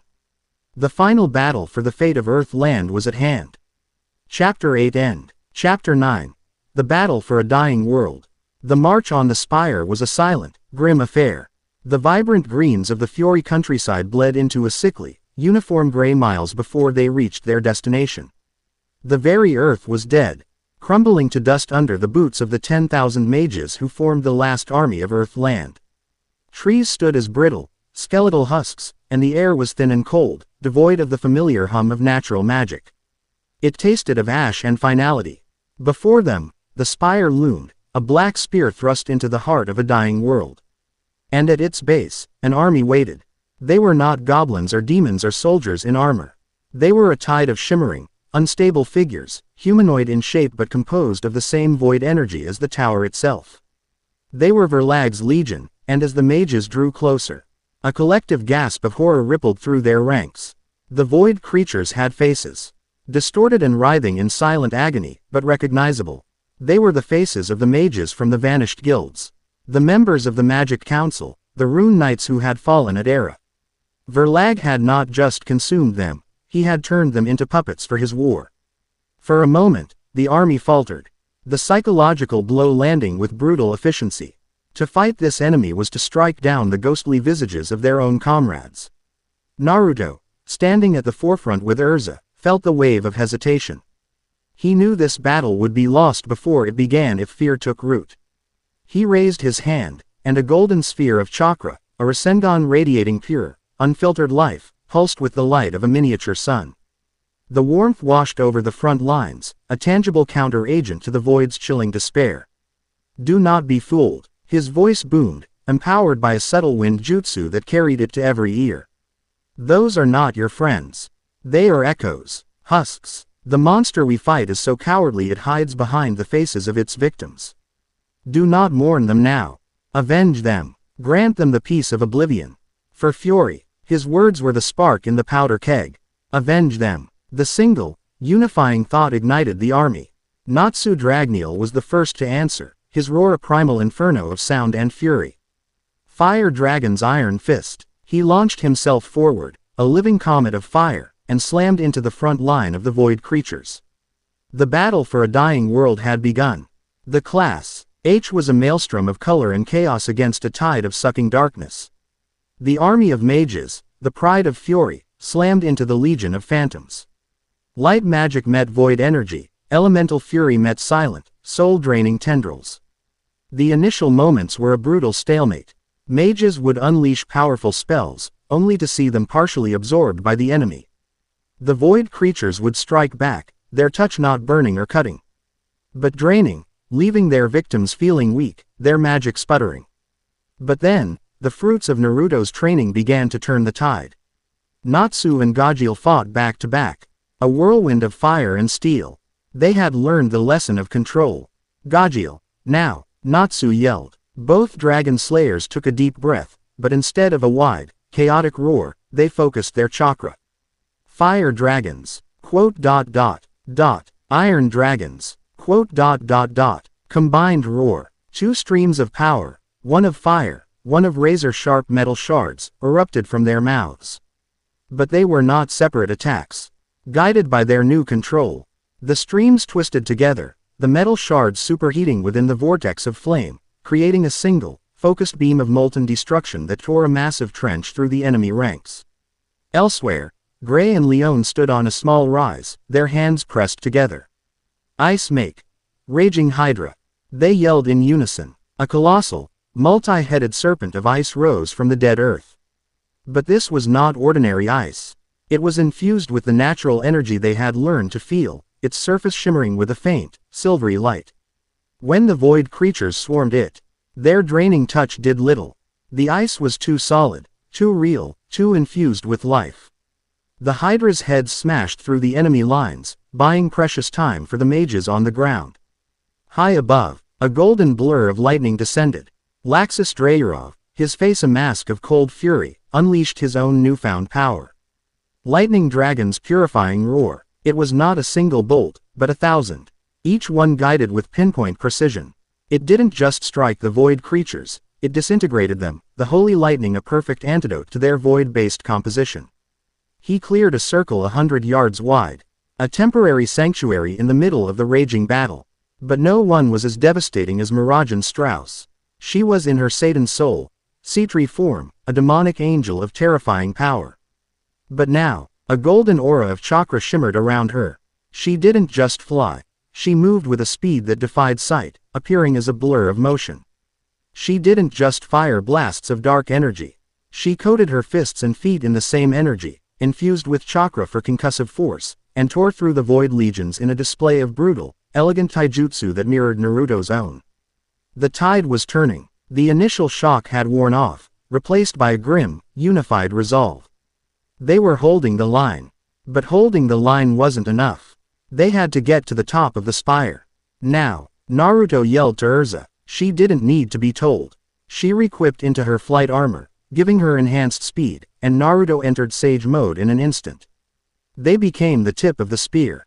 Naruto formed a massive Rasengan in each hand and charged, a human battering ram that smashed a hole in the enemy's flank. Erza was right behind him, a crimson blur. Re-equip. Heaven's Wheel. 1,000 swords materialized in the air around her. But she didn't launch them in a single, indiscriminate volley. Infused with her chakra, each sword became an extension of her will. They formed a protective, whirling vortex of steel around them as they ran, dicing any void creature that got too close. They became a self-contained engine of destruction, carving a path directly to the base of the spire. The spire itself was not unguarded. The moment they touched its obsidian-like surface, the structure itself came alive. Guardians, larger and more powerful than the foot soldiers below, formed from the walls, their bodies of solidified void. Their attacks faster, stronger. Go, Erza shouted. I'll hold them off. She re-equipped into her adamantine armor, its shield, once shattered by Naruto's finger. Now reinforced with a shimmering layer of chakra. She slammed it down, creating a defensive wall as Naruto began his ascent. He didn't climb. He ran, his feet clinging to the sheer vertical surface. A golden streak ascending the black tower. Erza fought with a ferocity that bordered on divine. Her swordsmanship was no longer just a series of strikes, it was a continuous, flowing dance of death. Her chakra-infused blades cut through the solidified void creatures that would have shattered normal steel. When one broke through her guard, she would re-equip in the blink of an eye, the black wing armor appearing for a single devastating slash before she reverted to a lighter, faster set. She was a one-woman army, holding the gate to the heavens. Naruto reached the pinnacle, a wide, flat platform open to the bruised twilight sky. And in the center, basking in a colossal beam of energy drawn from the spire's tip, was Verlag. He had shrunk, his form now a mere 12 feet tall, but he was more solid, more real. The stolen specters were gone, compressed into a smooth, pitch-black humanoid shape. The violet sphere in his chest pulsed with the stolen life of a world. He turned as Naruto landed, his featureless face tilting. The voice that spoke was no longer a whisper in the mind, but a deep, resonant sound that vibrated in the air. The anomaly arrives. I must confess, I am impressed. Why? Our little army of insects is proving more resilient than I anticipated. It's over, Verlag, Naruto said, his body thrumming with the power of Sage mode. You took a big risk, manifesting like this. Now you're a target I can hit. Verlag let out a sound like grinding stone, which might have been a chuckle. A risk, child of two worlds, you misunderstand the scale of this game. This was not a risk. This was the final move. He raised a hand, and the beam of energy pouring into him from the spire intensified 1,000-fold. The spire itself began to groan, cracks of purple light spider webbing across its surface. Below, the mages fighting the battle felt a sudden, massive drain, many of them collapsing to their knees as their magic was forcibly ripped from them. My goal was never to defeat your army, Verlag boomed, his body beginning to swell, to glow with an impossibly bright, soul-destroying light. My goal was to gather this world's entire energy into one place. And now, the harvest is complete. Just as he spoke, Erza, having defeated the last of the guardians, vaulted over the edge of the platform, her sword at the ready. She landed beside Naruto, her eyes wide at the sight of the godlike being transforming before them. Naruto, what is he doing? She yelled over the rising scream of power. He's absorbing it all, Naruto realized with dawning horror. The spire, the land, everything. Verlag's form dissolved into a star of pure, unbridled power, the violet sphere in his chest expanding until it consumed his entire body. He had become a being of pure, weaponized magical energy. Behold the face of your world's death, his voice thundered, no longer from a body, but from the star itself. And be honored, you were the first to be erased by it. A beam of energy, Ever of pure annihilation composed of every drop of magic he had stolen, erupted from the star. It was not an attack they could dodge or block. It was the entire world's power, weaponized and fired at point-blank range. It struck them. The explosion was utterly silent. There was no sound, only a flash of white light that consumed the top of the spire and blotted out the sky. Down below, the army teared upwards in horror as the place where their leaders had been was replaced by a sun of pure destruction. The void creatures, their master's transformation complete, dissolved into nothing, their purpose served. A terrifying silence fell over the battlefield, broken only by the wind whistling over the dead plains. The light faded, the top of the spire was gone, sheared off. And of Naruto Uzumaki and Erza Scarlet, there was no sign. They had vanished, seemingly erased from existence. A wave of absolute despair, colder and more final than any phantom's touch, washed over the army of fury. They had lost. Chapter 9 End.